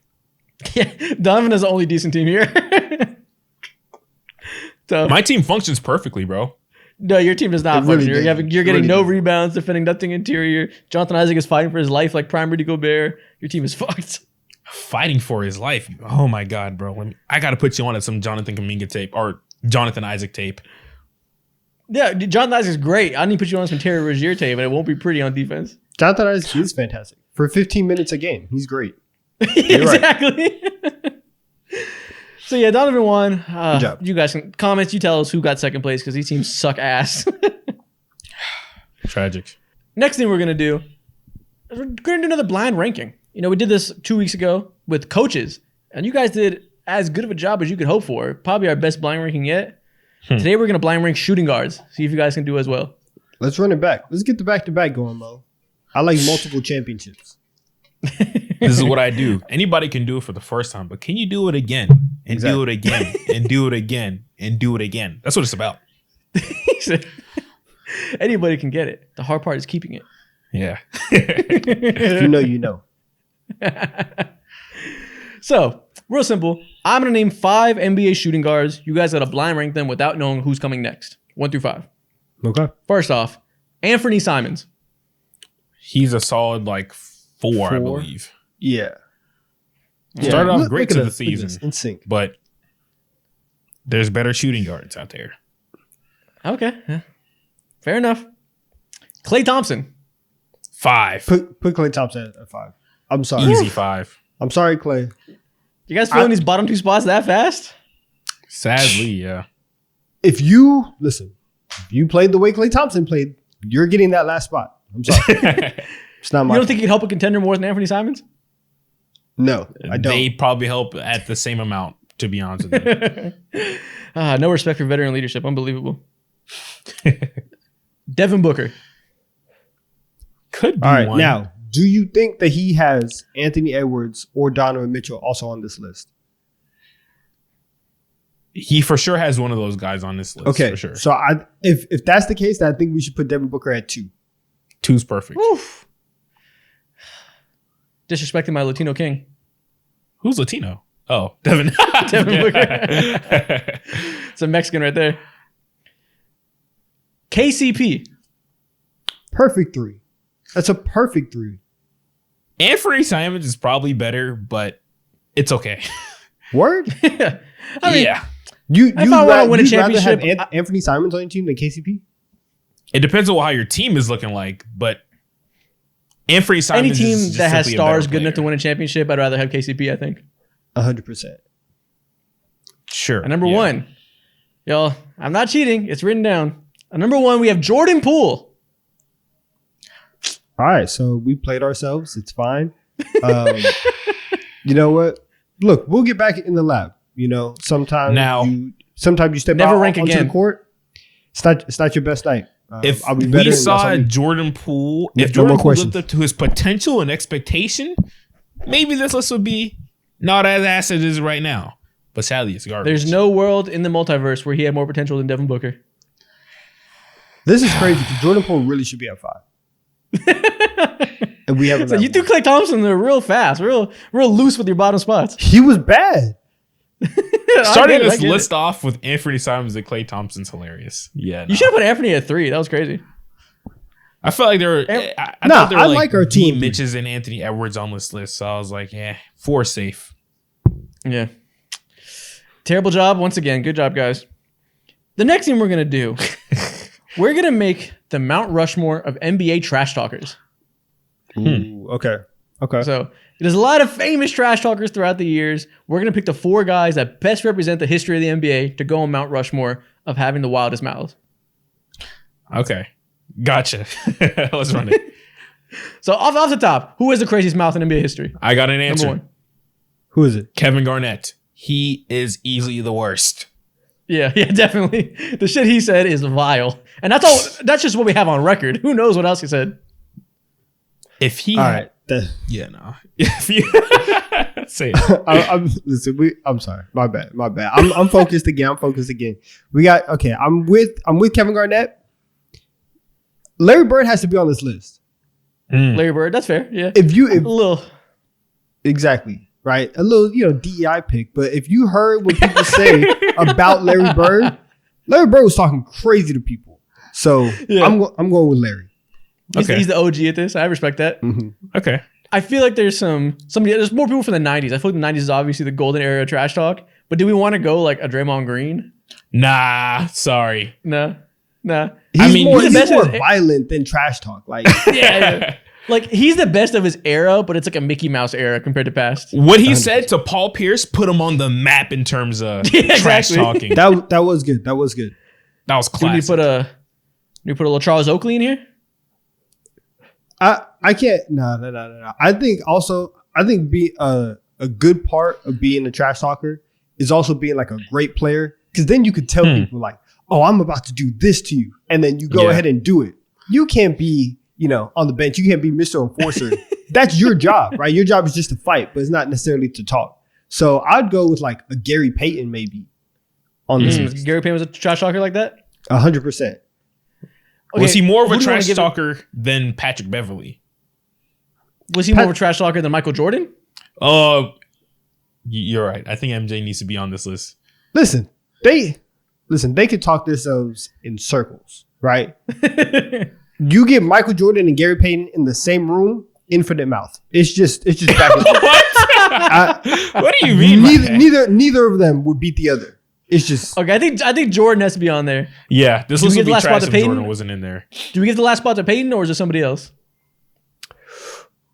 Listen, Kobe would learn different languages to trash talk. That's a different level of hater in you, bro. I ain't gonna lie. Exactly. So do we go all stars? Like, surely there's some lower tier players that were running that mouth. Patrick Beverley is right there, bro. Patrick Beverley is a menace. He's not. Listen, we are not putting him on. We are not putting Patrick Beverley on Mount Rushmore. That's not what's happening. Mount Rushmore. It's not what's happening. Okay. Listen, Kobe would trash talk his own teammates. Does that give him points or take points away? Gives him points. All right, then he's on there. There we go. Kobe's a 4th spot. Let's go. I like this list. Anybody can get it with Kobe. It was 100%. Anybody on the other team? Smush Parker, Shaq. There was no bounds that were not willing to be crossed for trash talking. Yeah, he would go the mile. If you are soft like Sherman, Kobe would have let you know. You'll find out. Exactly. There you go. Who else? Like, I feel like we're missing people. Like, wasn't Rasheed Wallace a big trash talker? True. Yeah. I believe so. Yeah. Damn. Listen, there's only 4 spots, and we've had a lot of mouthy people come through the NBA. It is what it is. Some people are just going to get left off. I'm sorry. There we go. Next thing we're going to do, let's talk about the offseason that's coming up. You know, this episode's coming out the day after game 1 of the finals, but we're recording it a couple days early, and it's been a week of just thinking about the future because, you know, there's a week off between conference finals and finals. So I've been thinking a lot about what teams are broken and need to fix it this summer. It's surely going to be a crazy summer with the new CBA stuff coming up. So what I'm going to do today is I'm going to name NBA teams, and I want you to name one player you want to see them trade for this summer. Okay. Yeah, so we'll keep it specific to trades, not like draft or anything like that. Gotcha. That's perfect. Little transaction talk. First team, the Oklahoma City Thunder. I need to see these guys. You need to make a deal and get Kelly Olynyk in the building. Yeah, that's an attainable player. Yeah. Everybody always says ladder marketing, which would be great. Probably not possible. Kelly Olynyk should be available and should be a Thunder. You had your chance in the middle of the season to go back up your bigs. You didn't want to do it. You went for Gordon Hayward, right? That was your big bet. Wrong way. Sorry, Sam Presti. You lost. Go address your actual weakness. Get Kelly Olynyk. Then you go put a couple quarters back in the NBA whiteboard machine and pick somebody else. Exactly. Yeah, exactly. Also, Jonathan Isaac would be cool if he's available. Him and Chet would be insane. That could never happen. That could never happen, bro. The NBA would need to be the Oklahoma City Thunder would need to be like nerfed seriously if that happened. John Isaac and Giddey in the same locker room. What could go wrong? A whole lot. Next team, the Golden State Warriors. Anybody, anything at this point. Listen, should have been Pascal Siakam, but they weren't serious. Now, go out, make the deal that everybody wants to see. Spin the block, get Kevin Durant on this roster. You have one opportunity to save Steph Curry's career in Golden State. You do whatever it takes, and you let Kevin know we miss you. We took you for granted. Come back to the Bay. On top of KD, fuck it. Let's go all out with the old head tour. Get LeBron on that squad. See LeBron there would be so nasty, but I kind of want to see it happen. I don't know why. Like I want him to stay a Laker, but if he's gonna lead the Lakers, going to the Warriors would just be funny. It would be the most dominant run of old heads we've ever seen in our lives, bro. Okay, we're swinging for the fences with the Warriors. I understand. The Lakers. Bro, y'all don't have to do anything. I don't want to see them prosper. What? You guys are good. No trades for y'all. Man, fuck that. Donovan Mitchell, welcome to Los Angeles. We're giving them Reeves. We're giving them whoever else they want from the roster. 3 first-round picks. We're bringing our guy to Los Angeles. Boo! I ain't gonna lie. That is hitting hard as hell because I agree with you. Donovan Mitchell will fix so much with that team. And if they swing and they miss there, I don't hate DeJounte Murray if it's really cheap, but it probably won't be. It's okay. If it's not DeJounte Murray, Darius Garland is knocking on your front door, and you'll be very happy with that. There's going to be a lot of teams that got blow stuff up. There's probably people we're not thinking about that are going to be super available. Like, I'm looking at the teams that are not going to be upper tier contenders. It's going to be a crazy offseason. I don't think people realize how many teams are going to make like crazy moves. It's going to be wild. Like, what role players are going to be available? I'm looking right now. Role players, KCP, potentially. Oh, bring KCP back? Ooh. No, he's going to get paid by somebody. He's going to drop a bag in free agency. A team like the Orlando Magic going to give him 35 M's a year. Wouldn't that be crazy? That'd be nuts. Who's going to be a seller, though? Players. A seller? Hey, back to the Thunder. I would love to see Kelly Olynyk on the Lakers as well. I think him and AD would be amazing. I like that fit. I like that fit. He would be great. To be honest with you, too. Nah, never mind. Bad idea. Next team, the Milwaukee Bucks. What can they possibly do? Yeah, who can they trade for? They could probably trade for you, Donovan. To be honest with you, they are no. I'll suit up. If you need me to. Maybe 5 minutes. Where's Alex Antetokounmpo playing right now? Where's Kostas playing? I think Alex is in the G League right now. Bring him home. Bring him back to Milwaukee. We're trading a couple of second round picks for him. This team would be so much better if they had someone like TJ McConnell on the squad. A lot of teams would be. Yeah, sure. He's not available though. Sadly not. Yeah. Listen, somebody who is available, they need to make sure that they're maximizing Damian Lillard. Whatever you have to do, whatever transaction you have to make to get Glorilla to move to Milwaukee. Oh my gosh. You make that deal. You know what I'm saying? There you go. Next up, it's the Atlanta Hawks. It's 95 degrees. The Atlanta Hawks.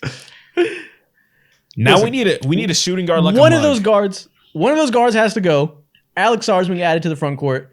Bring Brandon Ingram to Atlanta. Let's be mid some more, but let's be mid that makes sense. How you feel about that? You know, attach Herb Jones into that conversation and we could get talking. But if Herb Jones is not in it, then I'm hanging up the phone. As soon as you say Herb Jones, I'm hanging up the phone. I'm not doing it. I'm calling the cops. Exactly. Listen, DeJounte Murray out, Brandon Ingram in. We're going to make sense. We're going to have an athletic big for Trae Young, a wing that can complement him. All will be well. They'll once again be a 6 seed. The tank. Yeah. Hey, I'll take a 6 seed and a 10 seed any day. And you, sir, are thinking exactly like the Chicago Bulls.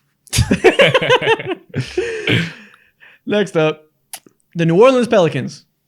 Shooting. What point guard? What point guard do you want? There's a whole lot. Again, Darius Garland. He is gonna love the gumbo that New Orleans has to offer. He's gonna love Zion it. is gonna put him on. Exactly. Listen, a hot pot of gumbo in December when it's cold. Oh my goodness. Darius Garland is gonna be fantastic. He's gonna be so happy in New Orleans. Listen, the Timberwolves are gonna have to make something happen because their payroll is gonna be ridiculous. They're gonna be a second apron team. I don't think they're gonna trade Cat, but could they trade Naz Reid? Wow. Can we snatch Naz Reid away from them? Bring him to the Pelicans? There's too many. They're gonna have money problems soon. You know, if they do have money problems, they already have money problems. Why? It's gonna get worse. Why not get rid of CJ McCollum and bring in a vet? Why couldn't they sign James Harden? That would be nice. He will fix so much on that team. That's he would be amazing. He would be amazing on that team. Zion and Harden pick and roll. Zion might hate playing next to Harden though. The chefs in New Orleans just went crazy. They said Harden and Zion. I'm hearing they'll eat the table. That's a crazy Stephen A. Smith quote. One of the wildest things he's ever said. It's so good. It's so good. Chefs love him. They're looking for him. They're looking for him. It's crazy. The way he goes to call people that size, bro. Oh my god. No, but they need a big. Jonas Valanciunas is not going to be here long. If they're not going to draft that big, who would you want to see him bring in? Why did he say that? I don't know. He's insane. Again, every team, Kelly Olynyk, bring him in. Kelly Olynyk needs to be on every single contender. Yeah, exactly. Because the free agent big class is not good at all. Like they can't bring in someone like Nick Claxton. If so, that would be amazing. But I don't know how interested he is in New Orleans. You want a little Nikola Vucevic action? Ew. It's a stretch 5. Well, it used to be a stretch 5. He hasn't been a 3 in like 2 years. Yeah, he's a phony one. Hey man, let's try it. Let's not. Let's try it. Let's see what happens. Clint Capella? He's probably available. I mean, he'd be. Once again, let's try it. Why not? What do we have to lose? Even the 8th seed this year, like it's okay. They need some kind of big that'll fit a little bit better with Zion. It doesn't necessarily got to be a spacer, but it has to be somebody who can fill that space better than Jonas Valanciunas is slow as. Yeah. 100%. Okay, next team. The San Antonio Spurs. Darius Garland, anyone. Trae Young, Mike Conley, Derek White, any point guard, right? Any point guard that plays in the NBA, I'm calling and I'm asking about them. If you can get somebody in that organization who knows how to throw an entry pass, a lob, can look in Victor Wembanyama's direction, you are on the team. Yep. And that's why. Tyus Jones, congratulations. Exactly. You will be taking your brother's spot. And you'll be the new starting point guard for the San Antonio Spurs. Taking your brother's job is nasty. That's tough.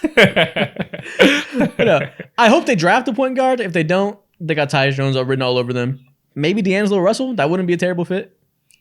Deal wouldn't be bad at all. If I was James Harden, though, I would run my ass to San Antonio and all them churros in a heartbeat. If I was Chris Paul, I'd run my ass to San Antonio. He can't run. You know his hands. You know his hands. You know his own. I would take a belabored jog to San Antonio. That man is on the mega bus to San Antonio. The mega bus. Priority seating though, because he does have money. A lot of money. Exactly. All right, next team. The Chicago Bulls. God, where do I even start with this team? At this point, I don't care who they get in the building. I just know no.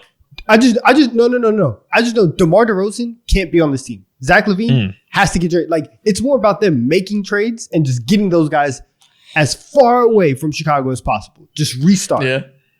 Listen, I got guys for you, and listen to the names that I'm about to name for you right now. Tell me, talk to me. You will start to notice some traits. All right, Markelle Fultz, Gary Payne III, or the second, Gary Payne II. Okay, Jetty Osman, Isaac Okoro. Those are the type of guys that they should surround this roster with, and they'll finally start to tank. Think of the worst players ever, worst players available, and the decision will be made, and Chicago Bulls fans' lives will be so much better. Yeah, you're right. They should trade for Thanasis, who has a torn ACL, because they need a tank for Cooper Flag. Yeah, exactly. Reggie Jackson, throw him a bag. Taurean Prince, throw him a bag. Mason Plumlee, throw him a bag. James Wiseman, get ready to speak Portillo's. He would eat. Eat the table. Next team, the Miami Heat. Can we get Donovan Mitchell here? Can we get Zach LaVine here? Can we get? Actually, no. I don't want Bradley Beal. Those are really the main two guys. Give me. Yeah, this team has Zach LaVine written all over it. Zach LaVine apparently has a lower trade value than expected. A lot of teams are steering clear. Miami feels like a team that would be like, I could fix them. They do have that about them. They are like low key like pygmies and just like they want every star ever. They haven't been with a real team before. Like okay. Like, wait till he feels a real strength and conditioning program.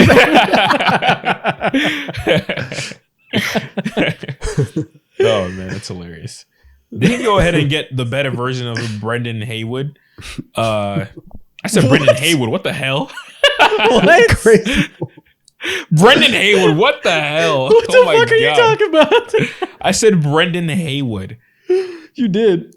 That is crazy, bro. My mind is fried. Anyways, go ahead and get a better version of what's that dude's name? I forget. Haywood Highsmith. Haywood Highsmith. There we go. Get a better version of Haywood Highsmith and go ahead and pick up Royce O'Neal. Solidify your team a little bit more. Their status. I don't think he's available, but if he was, every team could use him. Yeah, he's available. He's going to be free agent. All right, next team. Last team. The Orlando Magic. It's not necessarily a trade, but like there's just one name. You just have to take all the bags of money that you have and throw it at him. And that player is Malik Monk. Get him in the building. Do not, I repeat, Orlando, do not go for Klay Thompson. Do not be fooled. Mo. Cover your ears. Trigger warning. No. Hawk slander. No. Bring Trae Young to the Orlando Magic. I need to see it. No. Hell no. It's never happening. If you want it to Paolo happen. Franz is a perfect combination. Disgusting, if you ask me. They have all the size in the world to hide him on defense, all the play finishers to let Trae Young set them up and be the better passer I've ever seen before. It makes all the sense in the world. Trae Young doesn't like the weather over there in Orlando. Trae Young thinks there's not enough to do over there in Orlando. Okay, I know because I got his reps on my phone. Trae Young is not a free agent. I don't give a shit what he likes. Trae Young also is from Oklahoma. What do you mean there's not enough to do in Orlando? Come on, man. Listen, he better get season passes to Disney World. He's gonna have to learn to like it. Someone else That's awesome. Who's someone else who could fit in Orlando? Oh, Donovan Mitchell would be Donovan Mitchell trade there would be dope as well. I need Should that. be an option. It will be nasty as hell because they lost to him or whatever, but it'll be cool. Nah, Trae Young. No. In there. That's the last deal we had. Next thing we're gonna do. You know, I had you guys guess NBA teams by their memes a couple weeks ago. Real funny. I liked it. Today, you guys are going to have to guess NBA teams by the countries their players are from. So you'll see flags on these maps instead of jokes or colleges, whatever. The game is international. The twist is, this would be too easy if it was all current teams. So these teams are from all of NBA history. Wow. Oh, we might get cooked here for real. You're going to be fried. I wish I had a map on my wall so bad right now. I'll tell you teams if you can't think the flag. Huh? Don't want a big bad radio, but yeah, it's not all from this year. They're all from throughout NBA history. Okay. It's going to be hard. Real simple. Guess the NBA team by their countries. First off, which team is this? Okay. Big man who's from Germany, right? Yep. I would like to Go guess. ahead. I would like to solve because all we have three U.S. players, a Brit and a German. Is this? There's not a lot of Brits. It's not. Is this the New York Knicks? Yes, this is the 2024 New York Knicks. OG Anunoby. Listen, he's a man. He's a man. Who is Isaiah Isaiah Hartenstein from Germany? Yeah, he is. Yeah. Next slide. Yeah, he is. We got the current Knicks. We got the Villanova 3 as the Americans, and then OG and Isaiah Hartenstein. The more you know. Yeah, there you go. German American. Okay. Easy one off start. I had to give you guys a current team. Get your feet wet. I don't know how much longer to say that easy. Next team. We got. Which team is this?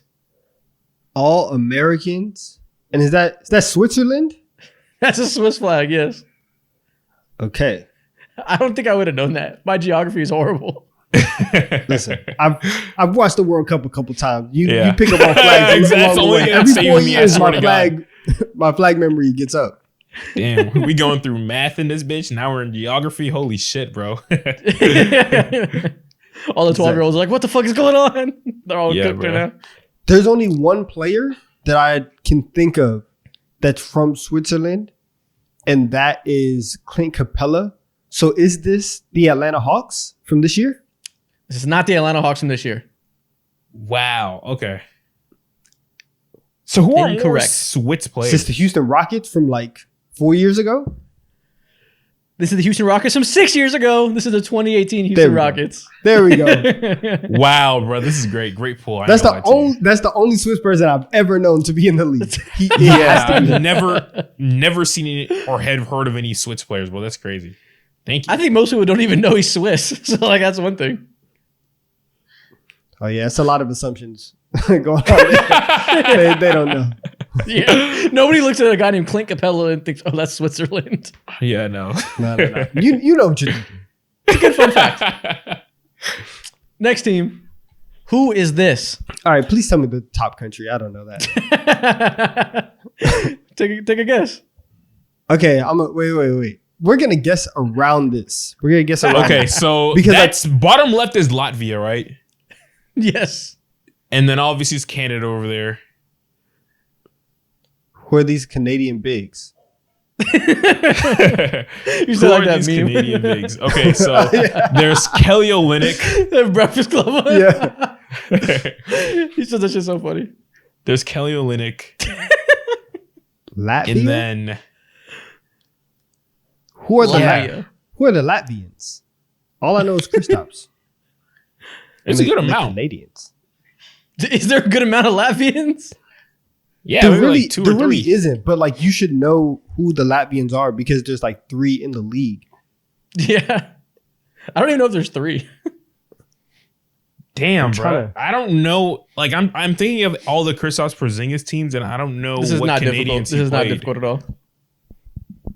It's some Kristaps team, but I'm trying to think of which one it is. Is this the Dallas Mavericks from whenever Luka and Kristaps were playing together? Is that Slovenia? Yeah, it is. Which one? Which team? Man, I don't know. It's not the DeAndre Jordan era. I don't know. It's a Dwight Powell era. It's a Dwight Powell era. That's what it is. Yeah, this is the 2020 Dallas Mavericks. Yeah. There we go. We got Dwight Powell, Luka, and Kristaps Porzingis. There we go. You said Lavia. You're like, oh, all I know is KP. There you go. It was not difficult. There we go. Is it Bertans Latvian too? Fuck if I know. Is he? I thought he was Nikhil, from Germany. Can you get a fact check on that real quick? Where is Mo? You look it up. Where is Davis Bertans from? No, it's playing the slideshow. Where is Davis Bertans from? Yeah, he's from Latvia too. Next team. He's Latvian? Yep. Okay. I like that. Cool. Who is this team? German point guard. And what is that? That's Spain. That's Spain. Okay. Oh, okay. So this has German to be point some guards. type of. Huh? So I'm thinking about German point guards. Dennis Schroeder rolls off the tongue. It's the only one. Yeah. When did Dennis Schroeder play with a Spain center a la Marc Gasol? So in Atlanta, he never played with one because we had fucking Al Horford and Tiago Splitter. No, this is the Atlanta Hawks. I'm trying to lob it to you. Forward the timeline up. Oh, you're trying to lob it to me right now. Mo's here. The point is here. It's going to lay above his head. Oh, this is the Los Angeles Lakers. There we go. Yeah, he played with, what's his name? Pau Gasol, right? No, Marc Gasol. There we go. Yeah, Marc Gasol. You got there. This is the 2021 Los Angeles Lakers. There you go. There we go. Next team. Who is this team? Australian. Ben Simmons. All right. And then Canadian center. Canadian center. Who has he? What bigs have you played with that are from Canada through his? I have to assume this is his Sixers era because he fucking barely played with the Nets. But it could be the Nets. You know for a fact that Joel Embiid is not Canadian, so I wouldn't get stuck on that. Exactly. And once again, who are these Canadian bigs?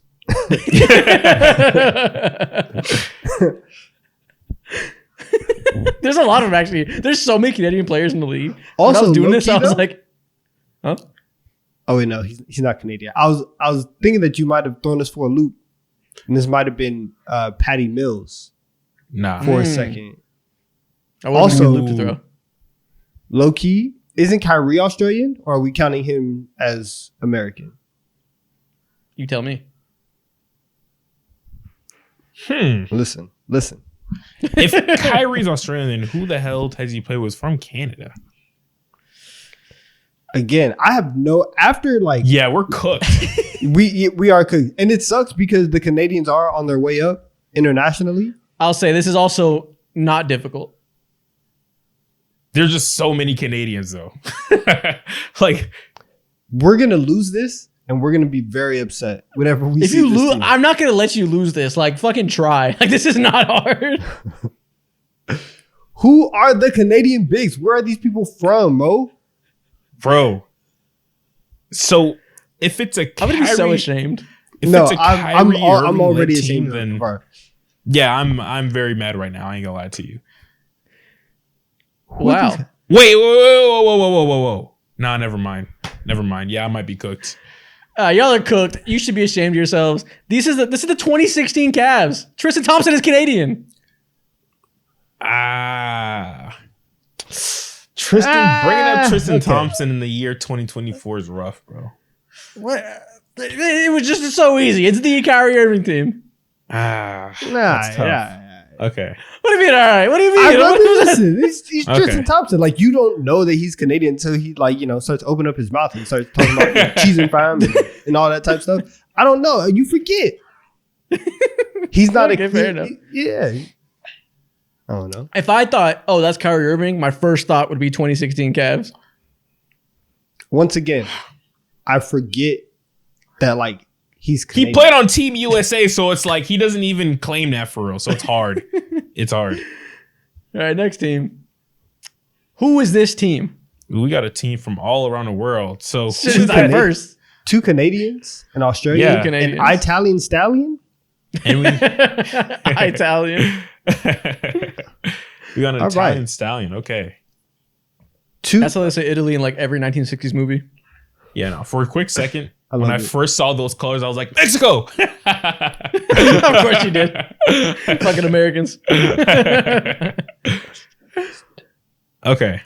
So an Italian stallion and another Australian dude and 2 Canadians. Okay. Think about ran all by America. Yeah, think about all the Italians and low key. Okay, so This is a throwback team because there's not a lot. I'm thinking of your boy Danilo. Oh, Danilo Gallinari. Okay. Yes, two Canadians on the wing. Right now, the only wings that are coming to mind are like Dylan Brooks. I know he's Canadian. He's never played with Dylan Brooks. Yeah. Has he? Yeah. Nah. No. Okay. Australian centers. I know like Aaron Baines is Australian. What a pull. Aaron Baines. Wow. Andrew Bogut was Australian. No, this is tough. Did he ever play with Canadians? Who? I'm not sure. That's not the Australian flag. Oh, what flag is that? Wait a minute. I Googled. That's supposed to be New Zealand. Do they have the same? What the fuck? I'm looking the New Zealand flag. I type an Australian flag. It's like exactly the same. That is hilarious, bro. Yeah, that is 100% the New Zealand flag. What is the difference in these 2 flags? I have to look this up. So what's on the screen right now? It's the stars. The stars are a little bit different. This is a New Zealand flag. Okay. Wait, are we sure? Yeah. Oh wait, no. Okay, no. This is Australia flag. Yeah, because the stars are 100% white, so it's Australian. Yeah, I meant to put the New Zealand flag, so this is a New Zealand center. I fucked it up. Okay. The flags are so similar. Okay. Yeah, New Zealand center. All right. American education struck me again. Okay. All right. Oh wait. All right. Wait. Where is Steven Adams from? I think he's New Australian. Zealand. But we'll go with that right now. We'll go with that. Noticing. Steven Adams. We are on the right track. He's locked in. Right now, he's on the Houston Rockets. And then there's Dylan Brooks, of course. I don't know who else is a Canadian there. Think about Steven Adams led teams. Led teams. He's a star. But yes, it's Steven Adams. Okay, it's definitely not the Memphis Grizzlies era at all because Jaren Jackson Jr., of course, American, and Jaws there too. Wait. There's Was so many other options. Could it be an OKC team? No, KD, I forget. What could it be? No, not even close. Did Steven Adams ever play with like Marco Bellinelli? No. Are you guys cooked? Because this is taking too long. We might be cooked. Yeah. This is a 2020 OKC Thunder. Oh, shit. Shea and Dort, Danilo Gallinari, Chris Paul. Danilo. Yeah, damn. That's tough. Yeah, we should have got that. That's on us. You keep noticing the right player, and then you think, oh, no, it's not him. You think about other players. You had it right. It was Danilo Gallinari. Yeah. Damn. So many people overlap. That's been a popular thing on like social media this week. Everyone's like, oh, like I forgot this guy played with that guy. This is the ultimate example of they played together. Like, yeah, CP Shea played with Steven Adams. Yeah, what the fuck? Crazy overlap. Yep. All right, next team. Who is this team? Ooh, that's the Bahamas. I don't know what that is. That's the I don't know Bahamas. what that is. That's the Bahamas flag. I believe so. Word. Yes. All right, dominating. What's going on? How are you feeling? Yeah, I agree with you. This has to be DeAndre Ayton. He's only played for 2 teams. Yeah, only the two teams. Let's narrow it down. I'm gonna say this is the Portland Trailblazers. From this year? Yeah. And you would be correct. This is the Portland Trailblazers. The other Canadian is Shaedon Sharp. I forget he's Canadian too. Oh my God. That's what I'm saying. Yo, all of the Canadians, you forget that they're Canadian. I thought it was Toumani Camara, bro. I thought it was Toumani Camara or whatever his name is. Whatever his name is after you say it exactly right. When I first read his name, I was like, too many cameras. Okay, nice. Next team. One more. Which team is this? Full on American. This is hilarious. Is this from this year? Throw us that bone. I'm not giving you any bones. This is the 1985 Boston Celtics. This is not the 1985 Boston Celtics. Okay. This is the 2001 Lakers. This is not the 2001 Lakers. I know. Listen, there's so many teams. I know they are not having these international players on their roster like that. Keep it flying. You are noticing anything something pre 1992 would work. So I am correct in that. Yeah. It's this year though. It's not this year. Yeah. I mean, There's what do you want me to do? Yes, say some teams. It's 5 Americans. I could pick so many teams throughout NBA history. What so pick them. I said 2, and I know for a fact I'm right. Who are these teams? Care to speak? No, but it's just like, what are we looking at right now, man? This is like, Is it the Lakers from last year? No, it's not the Lakers. It is not. Okay. It's not the Lakers. Shit. What team is this? Brother, you gave me 5 American flags. What team does not? So easy to just say teams. Why are you not just saying teams? I've literally said 4 teams that I know for a fact are all American, and you are. What team does not have this type of diversity, bro? Like, this is crazy. You guys don't know your own country. This is the 2019 Golden State Warriors. Once again, this is the 1985 Boston and Celtics. it went over. It just went away. Okay. Okay. And that's the end of that segment. Went out with the whimper. You guys did not understand the assignment. That wasn't our fault. I mean, I hate that. That wasn't our fault. I'm not taking that. We need to split the block on this one. That's not going on the record. That's like LeBron's 07 finals thing. It doesn't count. Y'all, it is what it is. That's the end of the episode. You're going out with that L. You're going to have to sit with it. If people are still here, comment. What should they comment? I didn't think about that before I started the sentence. Comment. That one doesn't count. Exactly. No, don't comment that. That's not funny that doesn't count. That doesn't count. What should they comment? Let's think of something good. See, now Isaac's on the hot seat. He doesn't know what to comment. It's hard. We try to tell you every week. I'm just trying to think of the perfect thing. So are we. Welcome to our life. See, the thing is, though, like, you could also be thinking, you could also throw something out there. You don't have to be staring at me. Nah, it's on you this week. The problem I'm trying to think about is this is coming out after game 1 of the finals. So I'm trying to think something that might be topical. Ooh, I see. But I can't because I can't see the future. So don't comment anything. Goodbye. Episode over. Eat the whole table. Bye.